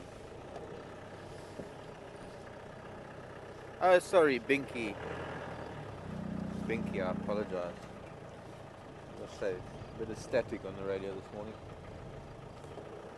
At least the sky is opening up a bit, giving us a bit of sunshine, even if there's still a cold wind. Binky wants to know if male leopards will interact with their cubs if they're still small the way lions do. Well, Binky, I imagine some of them would, yes. I know that only a few days ago, when Karula had a kill up on Triple M, not too far probably from where the sticks are right now. And Yambilo Jordan was there with Karula and the cubs. I don't know what kind of interaction there was. It would be very interesting to see the kind of interaction there might be between a father and his offspring in the leopard world. But yes, there is sometimes. I don't think we could. I think a lot of things one has to take on merit. On not always.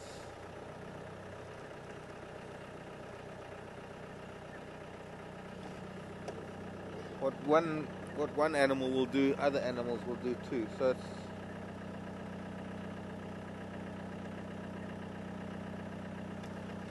sometimes difficult to give an answer that you could, like an answer like that. I'd expect that there are some leopards that don't. It's not a hard and fast rule that because Yambilu Jordan interacts with his youngsters, and he has done with both previous litters of Karula, it's not to say that all leopards will do that. In the same vein as I've seen lion where male lions aren't really tolerant of cubs in the pride, they don't allow them to feed with them, and yet some male lions get very, very emotional, very, very gentle with the cubs. One has to remember the most important thing about animals is that they're not all automatons. They are not all just driven by I don't know how to put it. Let's put it another way. Each individual creature on this planet, doesn't matter what they are, even if they're a praying mantis, they have their own brains, their own way of doing things, and a lot of things, and of course you have to take a lot of it on a pro rata basis, because a lot of the smaller creatures, the smaller the creature, the more it is governed by instinct, and the less capacity there is for it to learn things. And the higher the creatures, the less there is of instinctive inheritance, and the more there is for... Big warthog ran across where? There. Oh, okay. I was looking opposite way. I believe a warthog ran across the road. But yes, for larger creatures, including us humans and other large intelligent creatures like cetaceans and elephants, cetaceans being whales and dolphins, there is perhaps less instinctive inheritance and more capacity for learning to be able to deal with life. So when we're talking about a leopard, there is a lot of thinking and feeling and emotion involved. And even then, what a leopard is feeling and thinking one day might not necessarily go for every day. They wake up and have bad days just as we do. They can get grumpy. They can feel a bit under the weather, get a little bit irritable if they're hungry.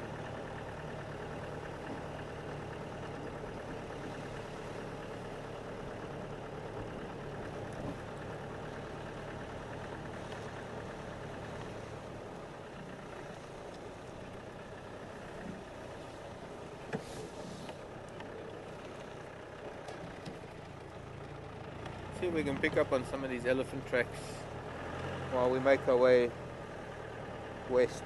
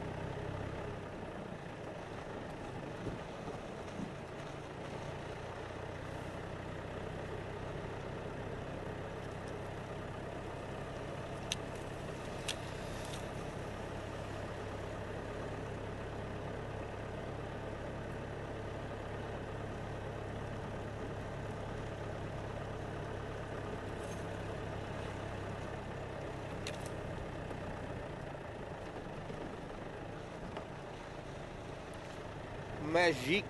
Hello, Bob. Barb. Barbara. Bob wants to know how often male lions kill cubs and why. Well, that could take me a while. I'll try and find a shorter version of what's in my head. But Barb, it's also kind of a chicken and egg story, because what comes first? Let me think. Let's try it this way. When a male lion has tenureship of a territory and he is breeding, if he holds on to that territory for a little bit too long, there's a potential for him to breed with his own offspring if he stays there too long. That's one part of it.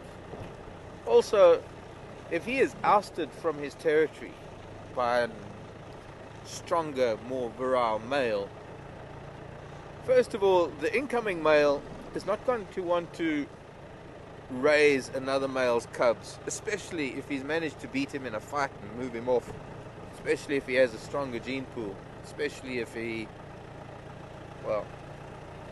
just wants to make his own cubs. Because with cats come into estrus very, very shortly after they lose their cubs. If they lose their cubs within 2 weeks, the lioness can come into estrus. She can have more cubs within 4 or 5 months of a male taking over a territory. Not to say that it does happen, because females often will try and ensure that whoever comes in is going to be strong enough and healthy enough to look after that territory and to protect that territory and the cubs that he's going to sire for long enough for those cubs to reach maturity. If a male comes in and takes over a territory and he's likely to be beaten in a fight because maybe there's a coalition or for some other reason, females won't mate with him. They won't produce cubs, knowing that if he gets ousted, the cubs will be killed very shortly.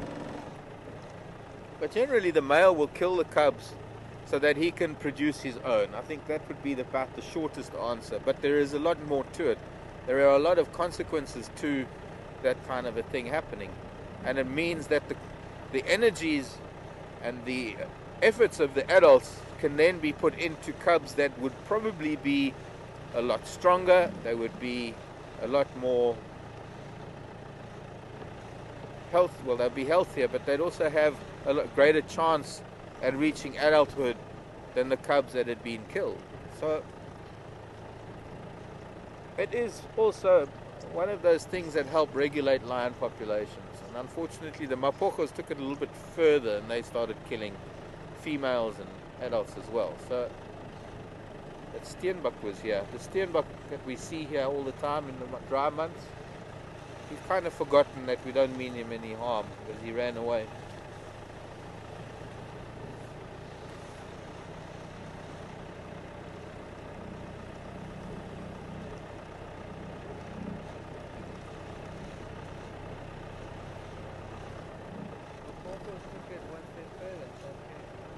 Well, they killed, I think in a year, they killed something like 64 lions. I mean, they decimated the lion population here in the northern part of the Sabi Sand. But there seems to be, it's just something that's happening with lion at the moment. There just seems to be a lot more, here's some kudu, a lot more large coalitions of males than I ever knew could exist, especially in my history. Where are you off to, woman? Female, lady, probably catching up to the rest of the herd that has already crossed over. She's run off into thick bush. Kudu cow.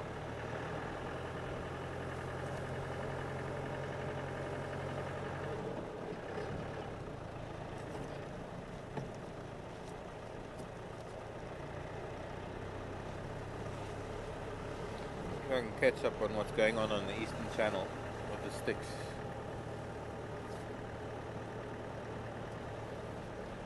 Anyone still with sticks on Triple M?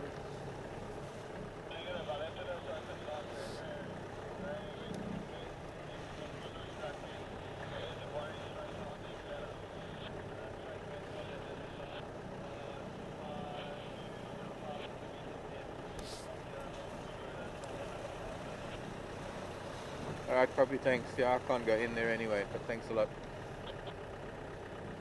They've gone west. We're not going to see the sticks. They've headed west into Simbambili.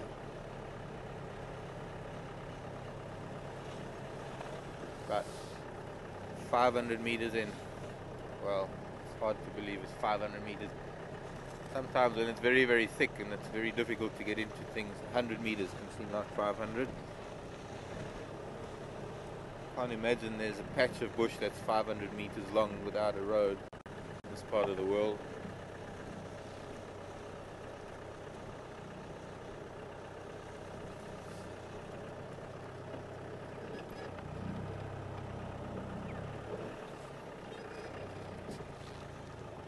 Avoiding a millipede. Well, something's been very active here at this water. Buffalo by the looks of things. Zoe's Road. Zoe's.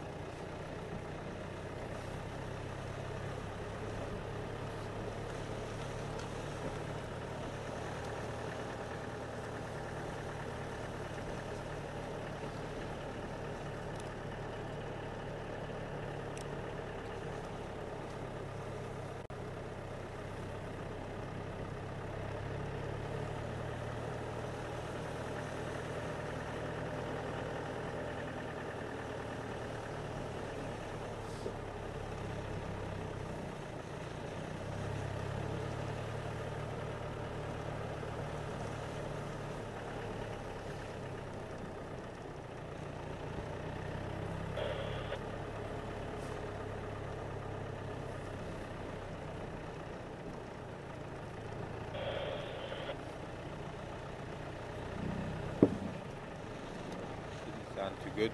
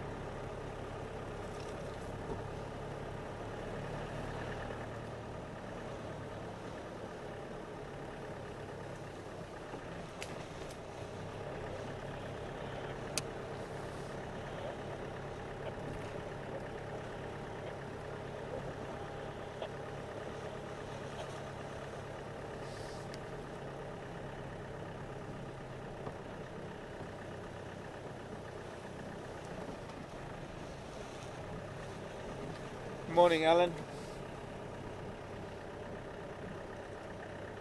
Alan is asking if there are any animals in South Africa that shed their or lose their horns and regrow them.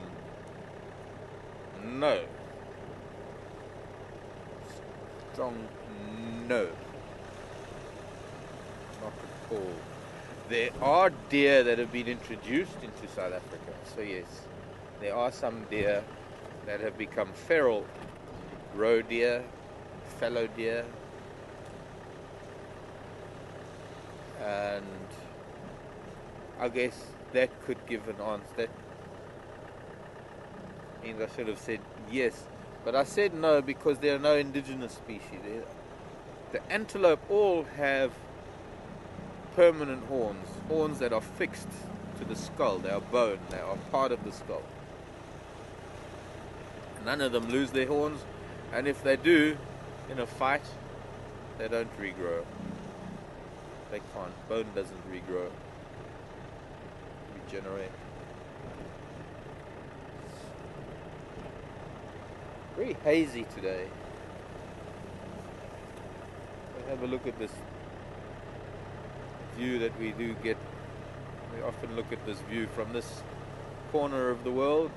Zoe's Road, Rebecca's Road Junction. And, oh, I think I see something.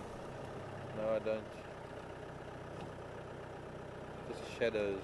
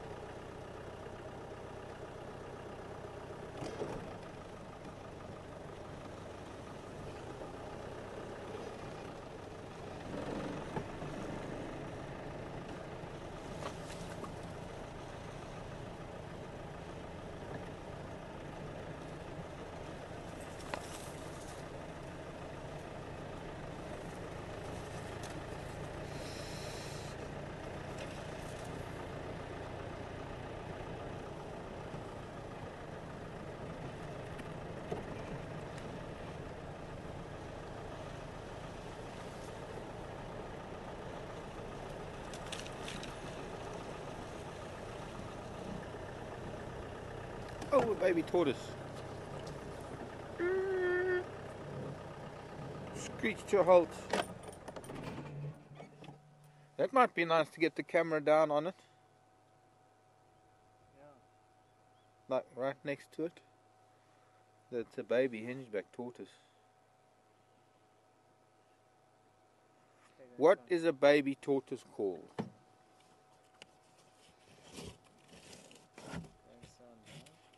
A tortoise. Okay, I'm going to encourage it to stand still for a minute.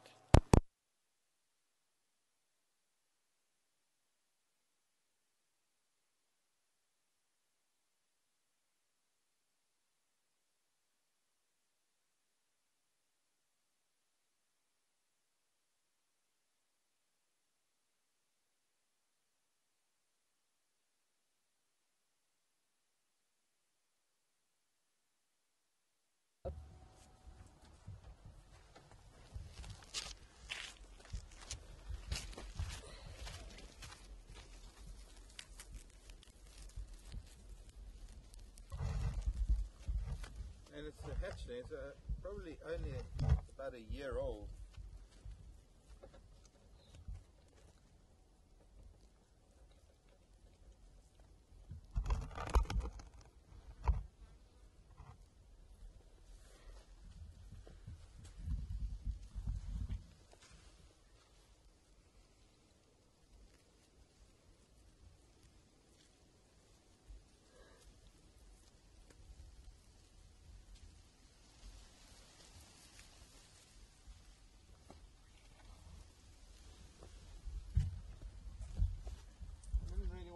stress it out too much.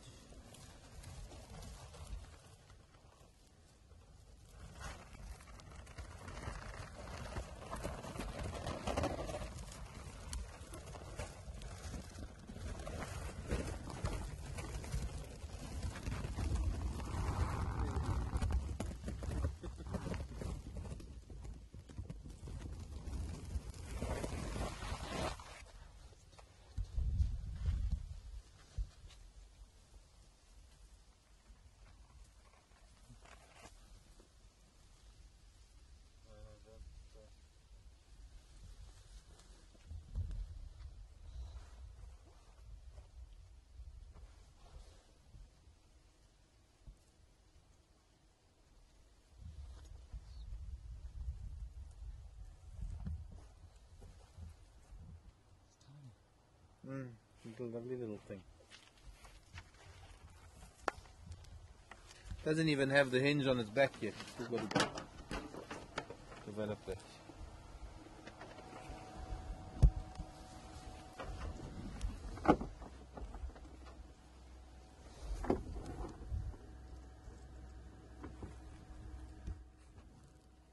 Sound is down.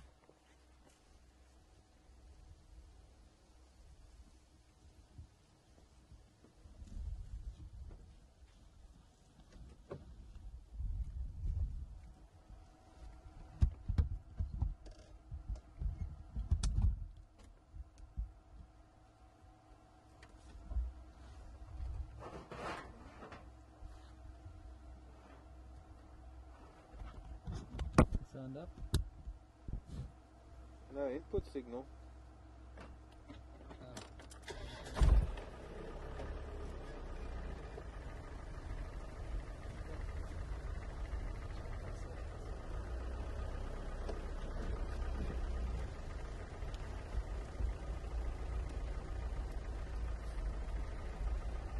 Excuse me.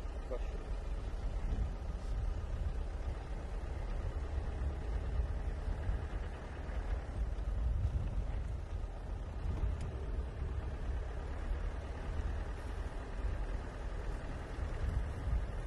If there were elephants west of Philemon's Dip, they didn't cross Zoe's Road, and they're so far they didn't cross Philemon's Cut Line.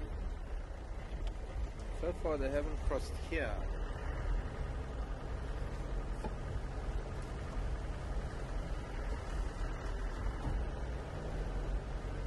But they were moving southwesterly from Wahlberg's Road.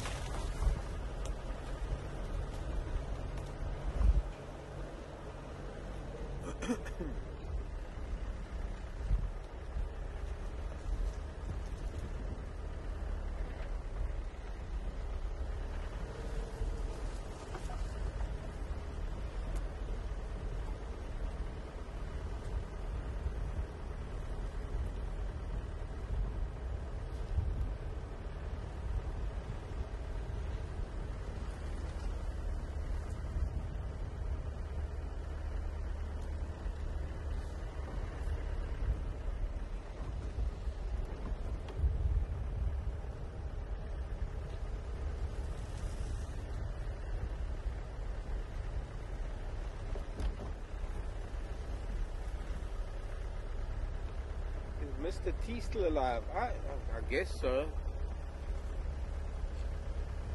Pat was asking. Mr. T is one of the Mapopos, one of the coalition of lion that ran rampant up here. They're getting on in years now. But I think they're all down south Mala way. They've been displaced, I'd say, by the Majingilans.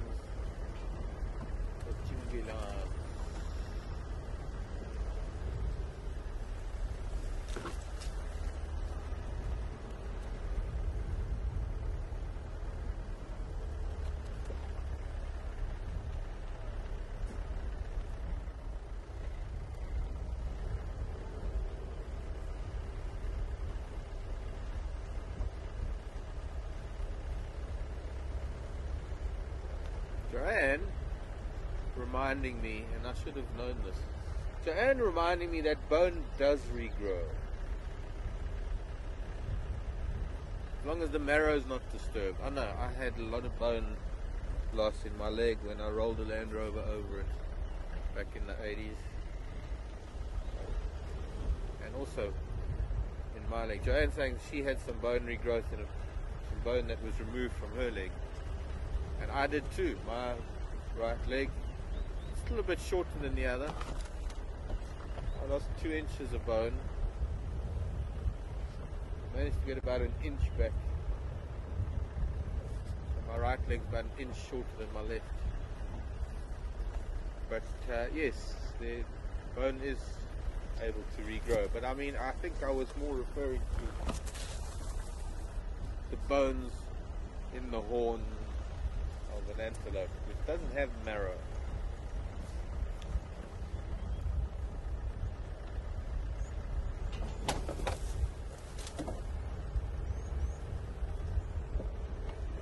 But thanks, Jane.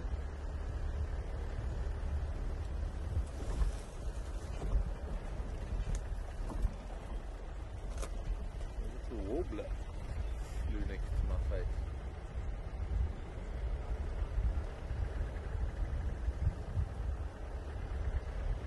Hello, Jody. What is a baby tortoise called? No, I asked you that question. What is it's called a baby tortoise.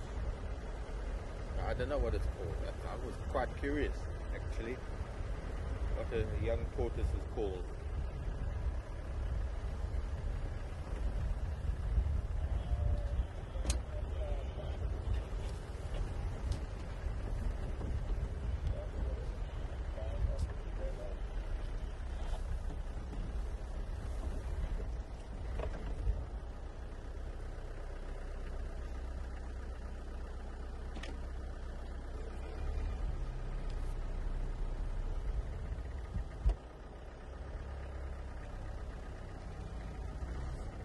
Elephant tracks about this big. They're going that way, so we're still heading southwest. Maybe I missed the tracks crossing Silliman's cut line. Go and have a look around Treehouse Dam.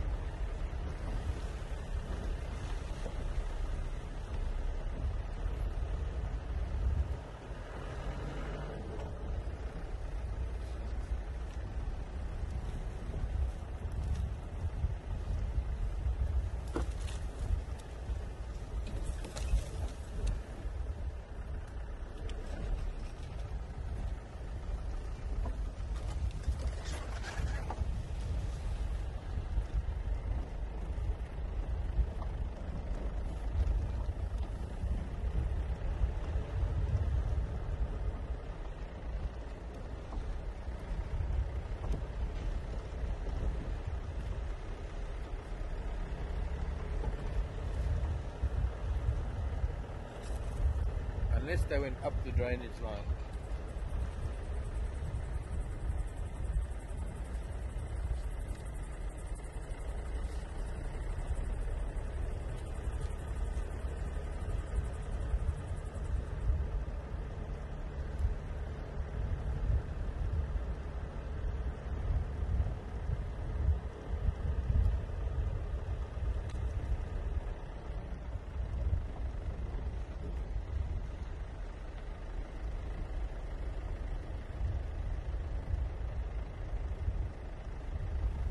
It's quite deep down there. I mean, you could hide a whole herd of elephant down there quite easily, 50 yards off of the road.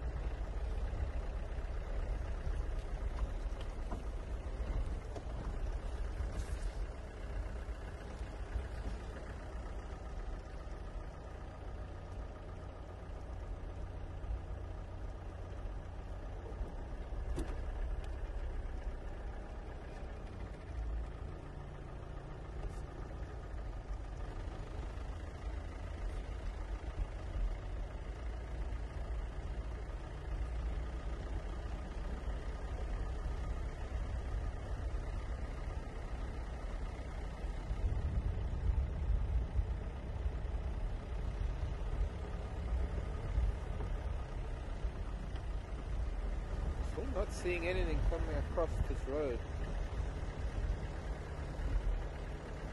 it like...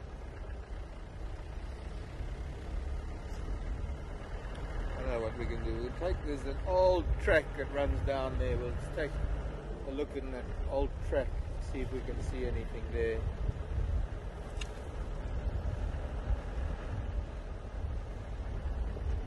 I'm not smelling anything either, but there we go.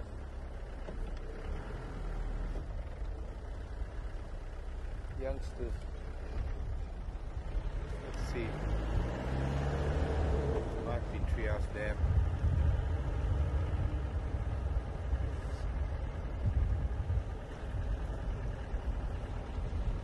Although that was this morning already. That could be across Gary Main by now. Excuse me, Dove. Thank you.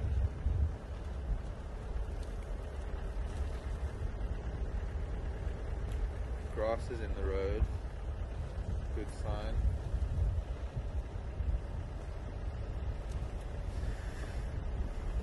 Blades of grass that have been broken off.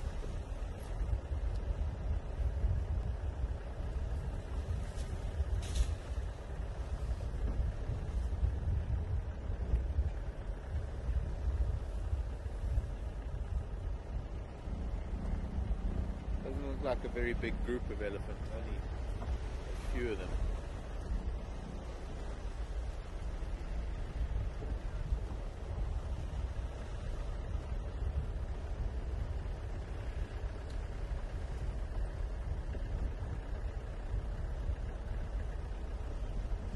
Tortoise and hatchling.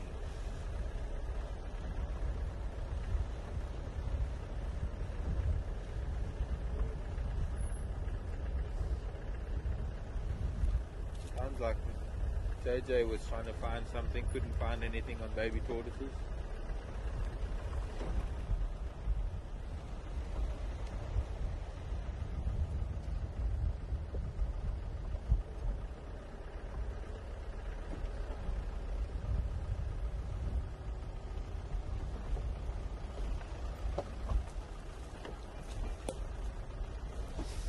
Yeah, sorry, not getting it.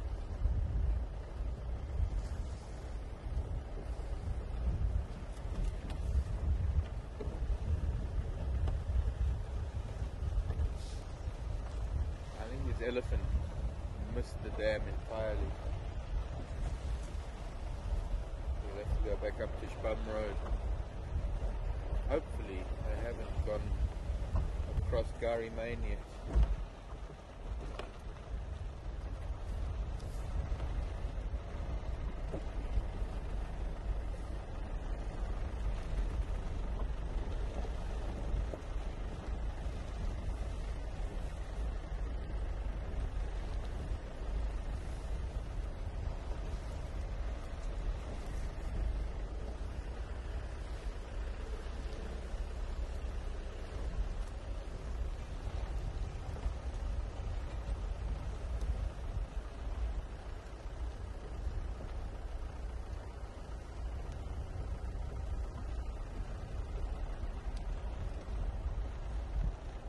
White-faced duck family.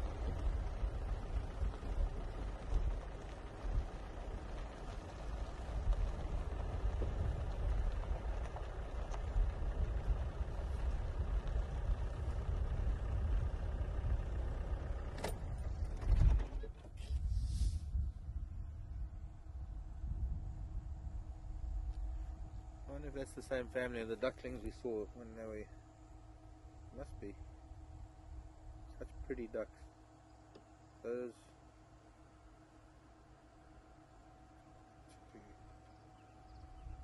There's about 7 youngsters. 8.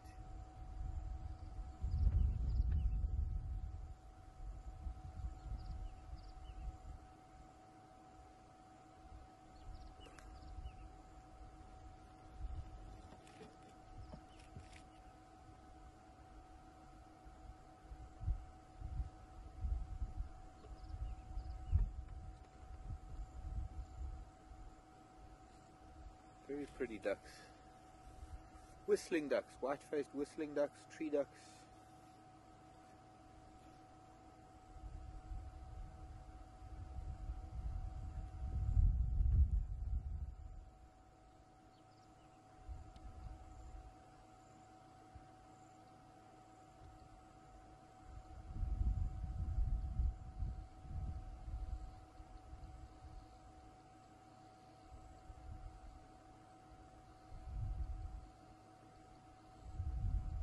think for the first time since I've been here, Twin Dams is bigger than Treehouse Dam. Although this plant, Ludwigia, is covering about a third of this dam.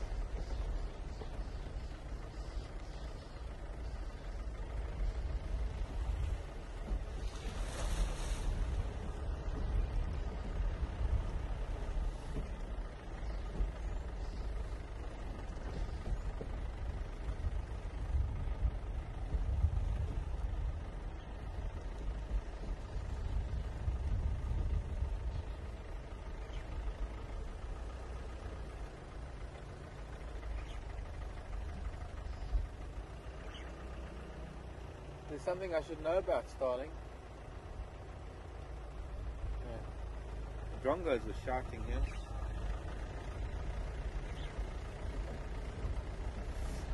here. Wonderful crop of seed on the knobthorns this year. First time in 3 years, because last year and the year before there were no seeds on the knobthorn.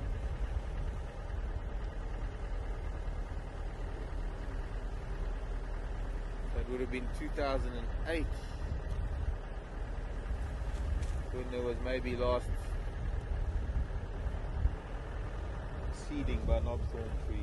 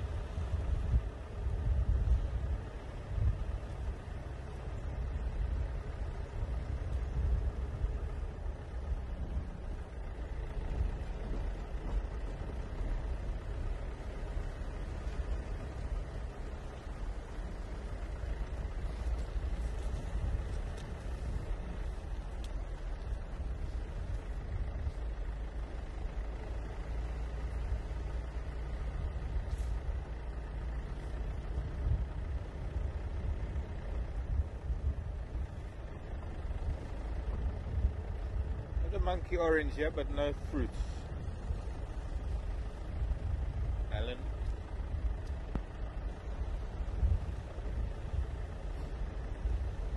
Too late, I think we've missed out on the fruits. They've all gone already. Baboons, the monkeys have taken them all.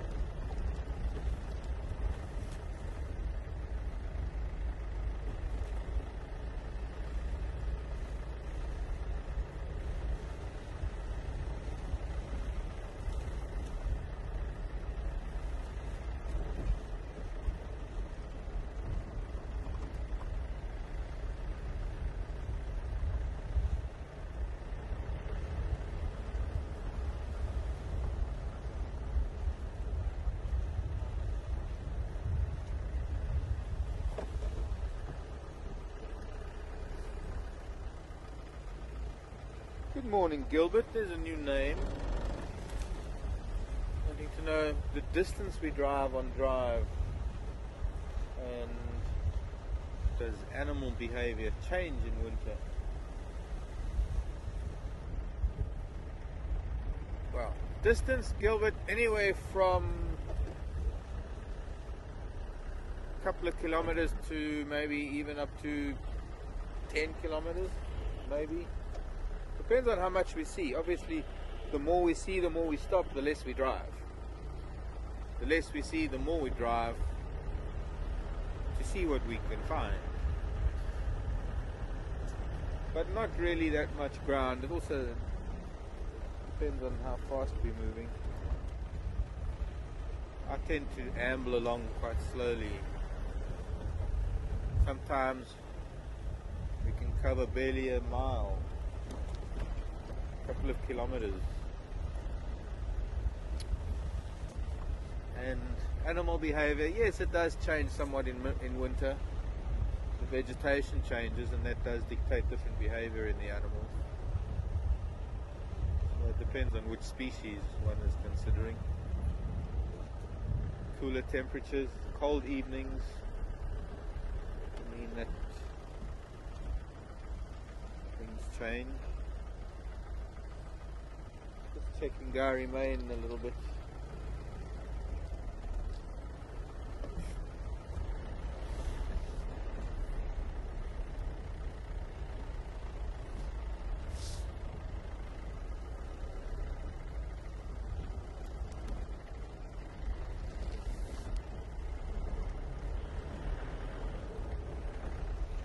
Nothing here.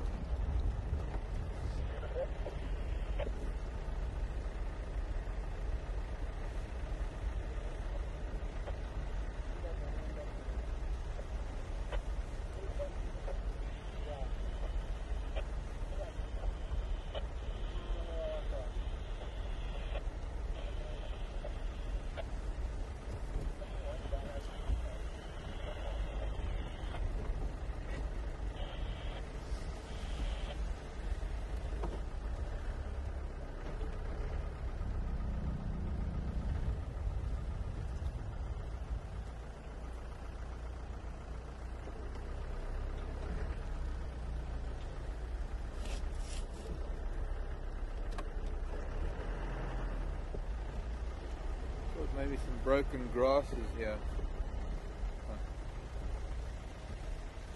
And an elephant is feeding on grasses, and bits of grass fall out of its mouth. I'm still not seeing any tracks. Oh.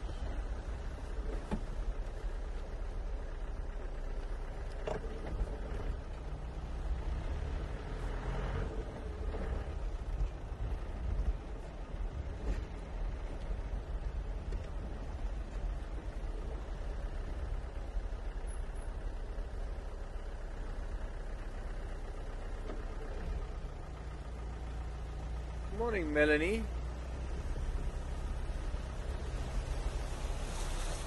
Female leopard. Would a female leopard protect her babies from other male leopards in the area?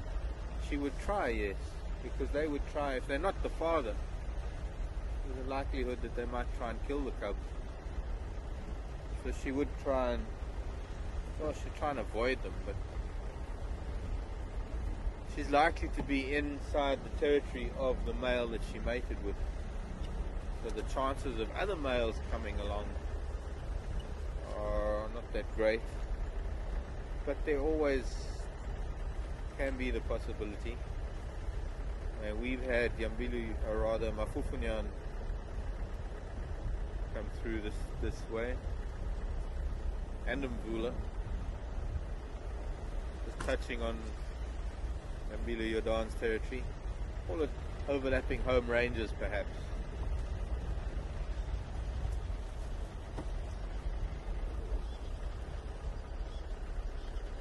See, there are a bunch of squirrels all going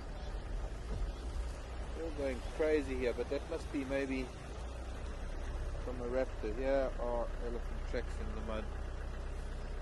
Might have gone that far. A question from Dave, sorry.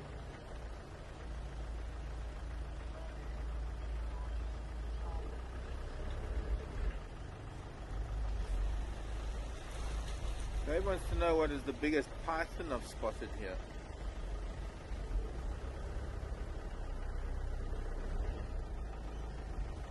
Not a very big one, Dave. Here at Juma. In the 2 years that I've been here, I think I've only seen 2 pythons. Squirrels are going berserk all over. And because it's such a wide area that I can hear squirrels, I'm thinking it must be an aerial predator. I think the biggest python we had was that one up on Cheetah Cutline, that one that had a damaged eye. Was, what was it, maybe 8 feet, 10 feet long? I can't remember how big it was.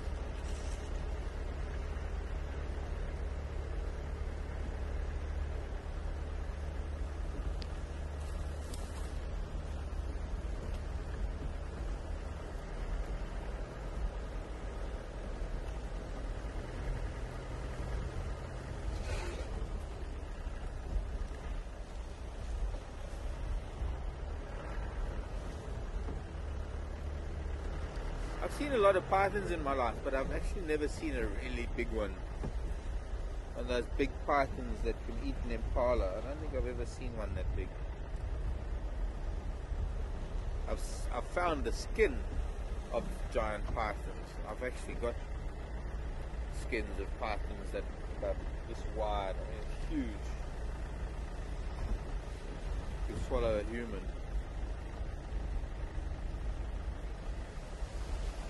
That's the shedded skin.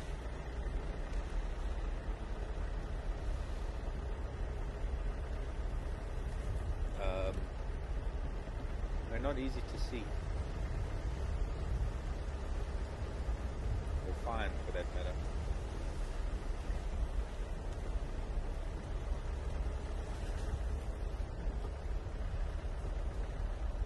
Okay, I'm going to try one more thing.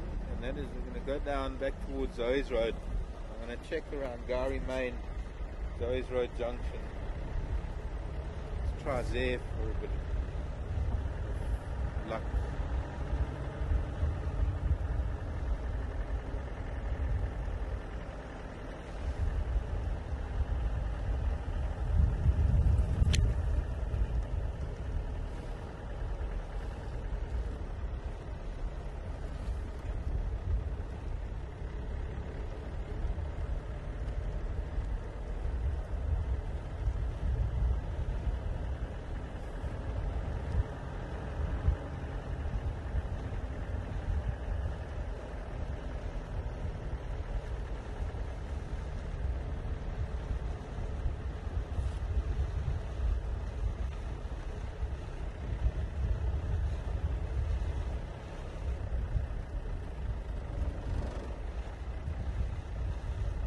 We have a sky like that for sunset, it'll be incredible.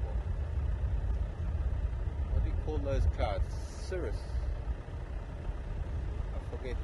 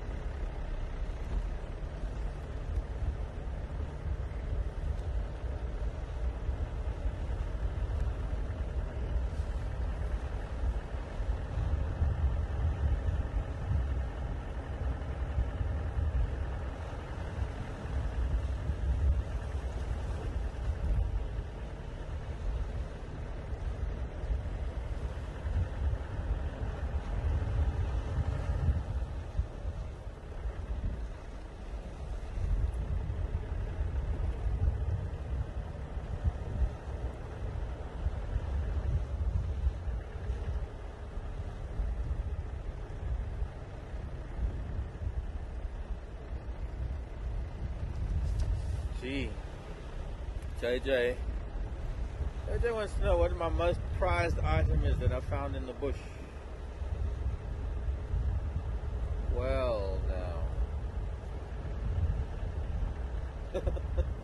Did you just say Josh Max? Okay.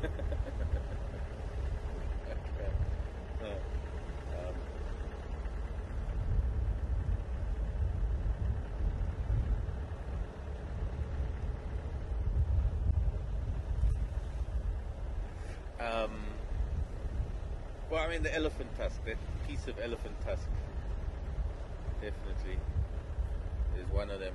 I've got the molar of a baby elephant that died. And the lion, I had lion claw before. In fact, the lion claw I used to have was a lion claw from home, from a lioness that died at home in our riverbed. My sister and brother-in-law found it. This is way back in the late 80s, I think. And I managed, and then I went home a couple of weeks, maybe it was more than weeks, it was probably a couple of months later, and went to look for it. All I could find was a bit of hair and one claw.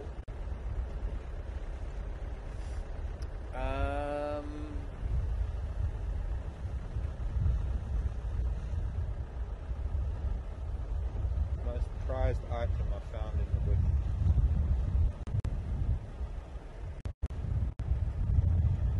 Various skulls that I found, and I don't can kick myself for giving it away, but I found a perfect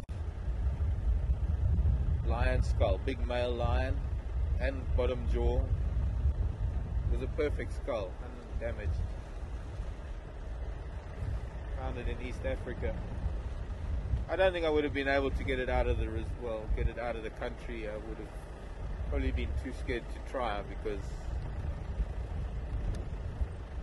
it's illegal. I gave it to Goran, a friend of mine who was doing his PhD on lion in the Salou at the time, and he was able to get it back to Sweden, I think, on his research, because he was doing research and he was doing his PhD. But still, I had to leave so many skulls behind when I was in East Africa. I had an amazing collection. Elephant tracks and leopard tracks, giraffe tracks too. And yes, one of the reasons why I stay off of Gowrie Main is this, too much traffic. I'm Shane. Morning. Very good, and you? Good. Morning all. Yeah, not bad. You? Well, take care. Bye.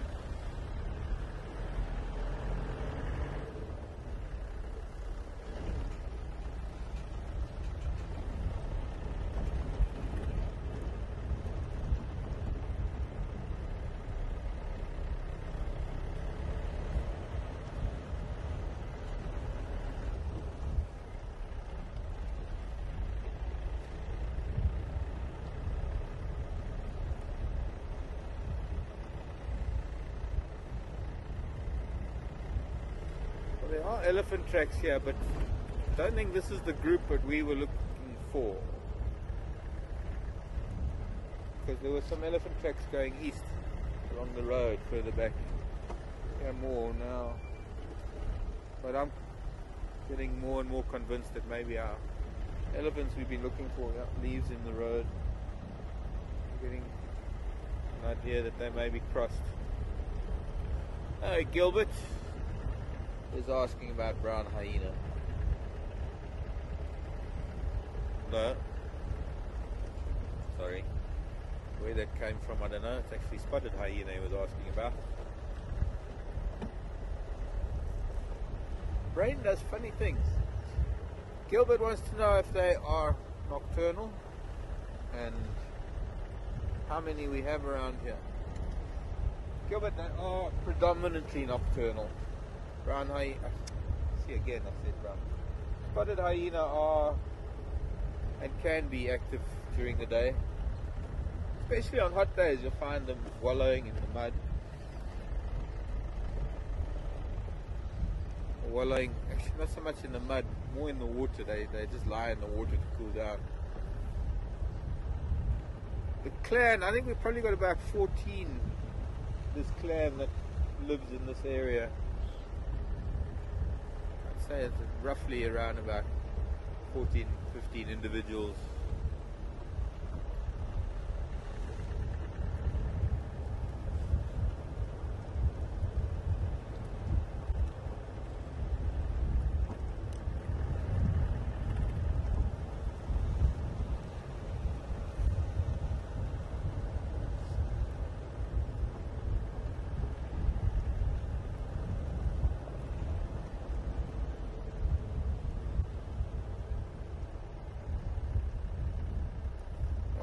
Good, Dave. I think I got that question. I need to know if an animal has ever attacked a vehicle that anyone was in. Well, Dave, yes, I guess you could say yes. I mean, you have to think, any day in Africa there are thousands of vehicles driving around. So, yeah, I guess the answer there would be yes. Vehicle that I was in.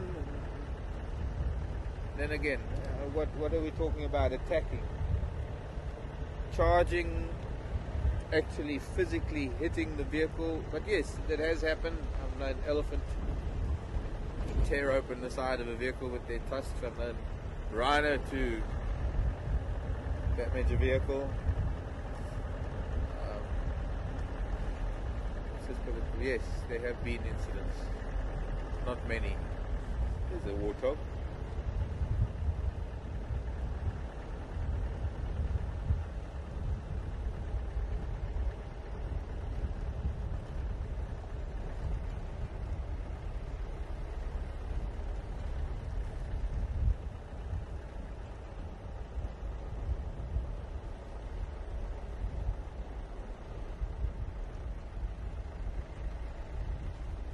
Where are you off to, Piglet? Not big male. I stop, will he stop?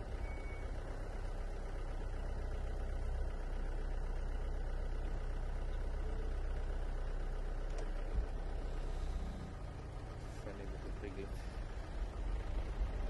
Funny little run. Off he goes.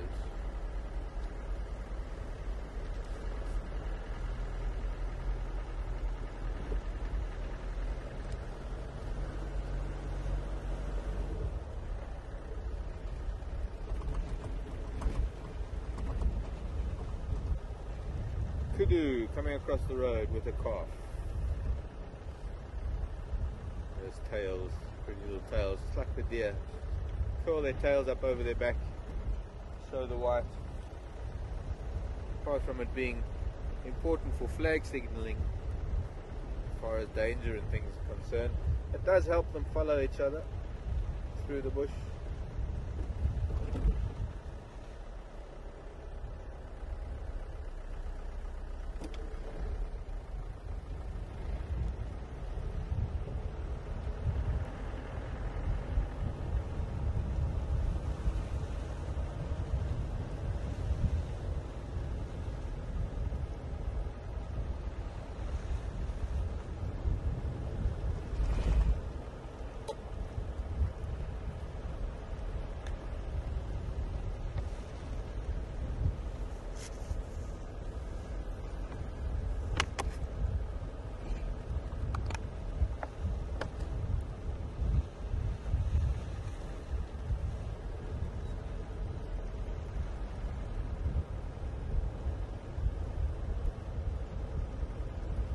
The vultures up ahead just hanging on an air current.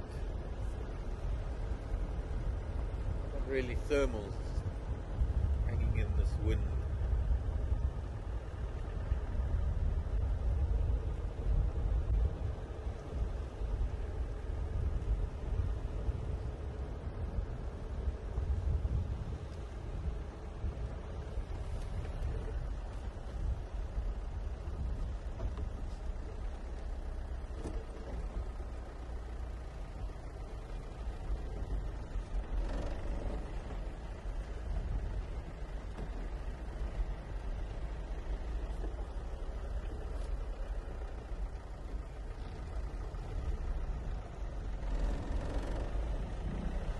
Beaver's Nest Road.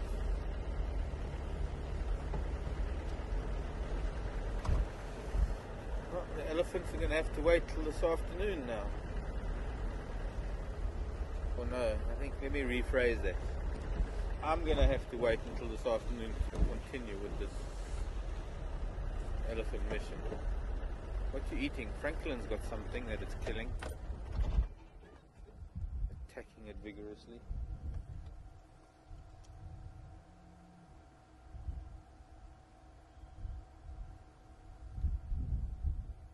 Oh gee, I didn't even get to see it. It just disappeared down its gullet. Looked like it could have been a frog.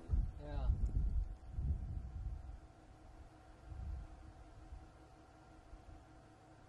Frogs are not seed, Franklin. You're not supposed to, but I would prefer it if you stuck to seeds.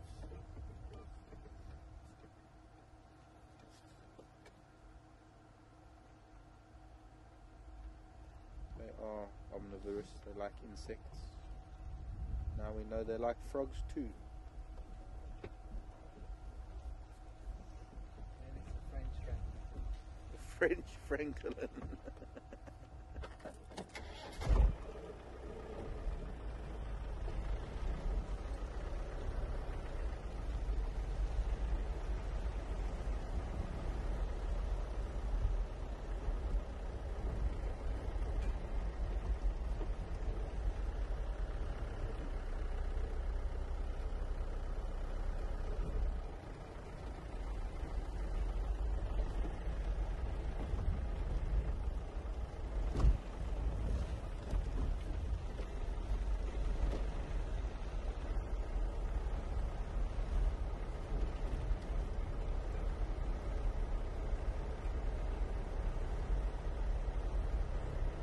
But I'm surprised that Franklin has got the ability to catch a frog. I think maybe the frog was damaged from the road. Could have been. Frogs are pretty fast. Franklins are not as fast as frogs.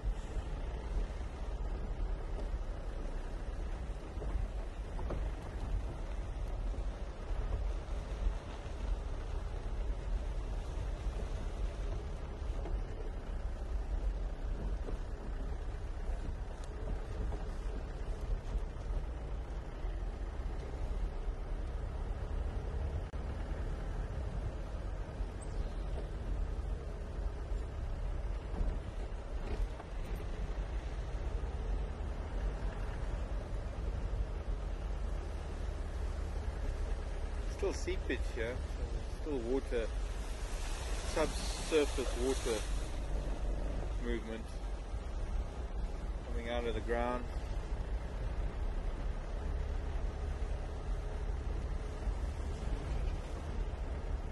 Good, means the dams are going to last a long time. I hope they do, well into the dry season.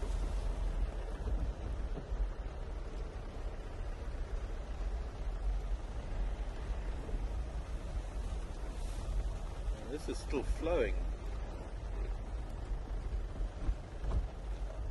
out of Treehouse Dam.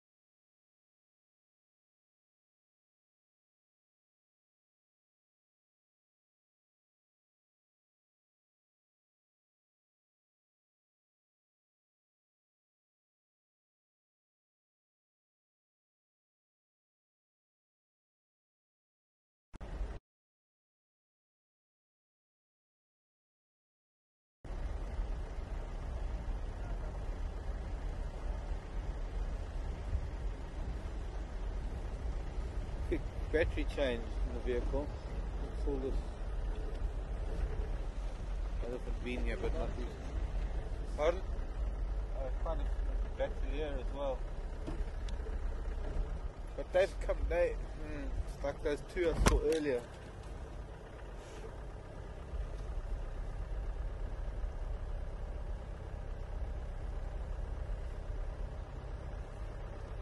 I think they've been rising up and they're moving somewhere else, these vultures. Heading south, because they're all wings to the wind, facing south. Go away, fly, please leave my mouth alone. So I'm going to breathe in and swallow the fly.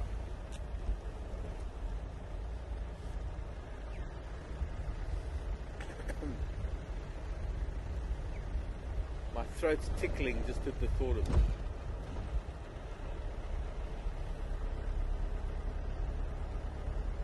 Flies do tickle when you swallow them, but as they go down your throat, they grab hold and they try and come back up.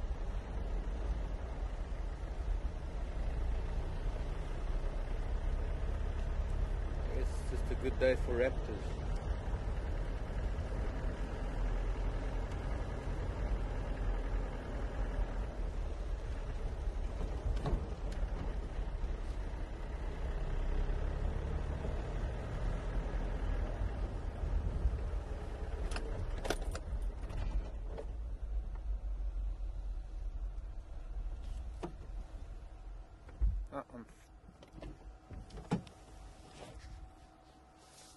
We will continue this saga later today, looking for elephants and other fantastic creatures. My name is Mark. No, it's Mark. I forgot there for a minute. What was my name? My name is Mark, and you've been watching Wild Earth Safari. Daniel's been on camera, and Craig in final control. Thanks for being with us, and we'll see you at 3 o'clock Central African time. Bye for now.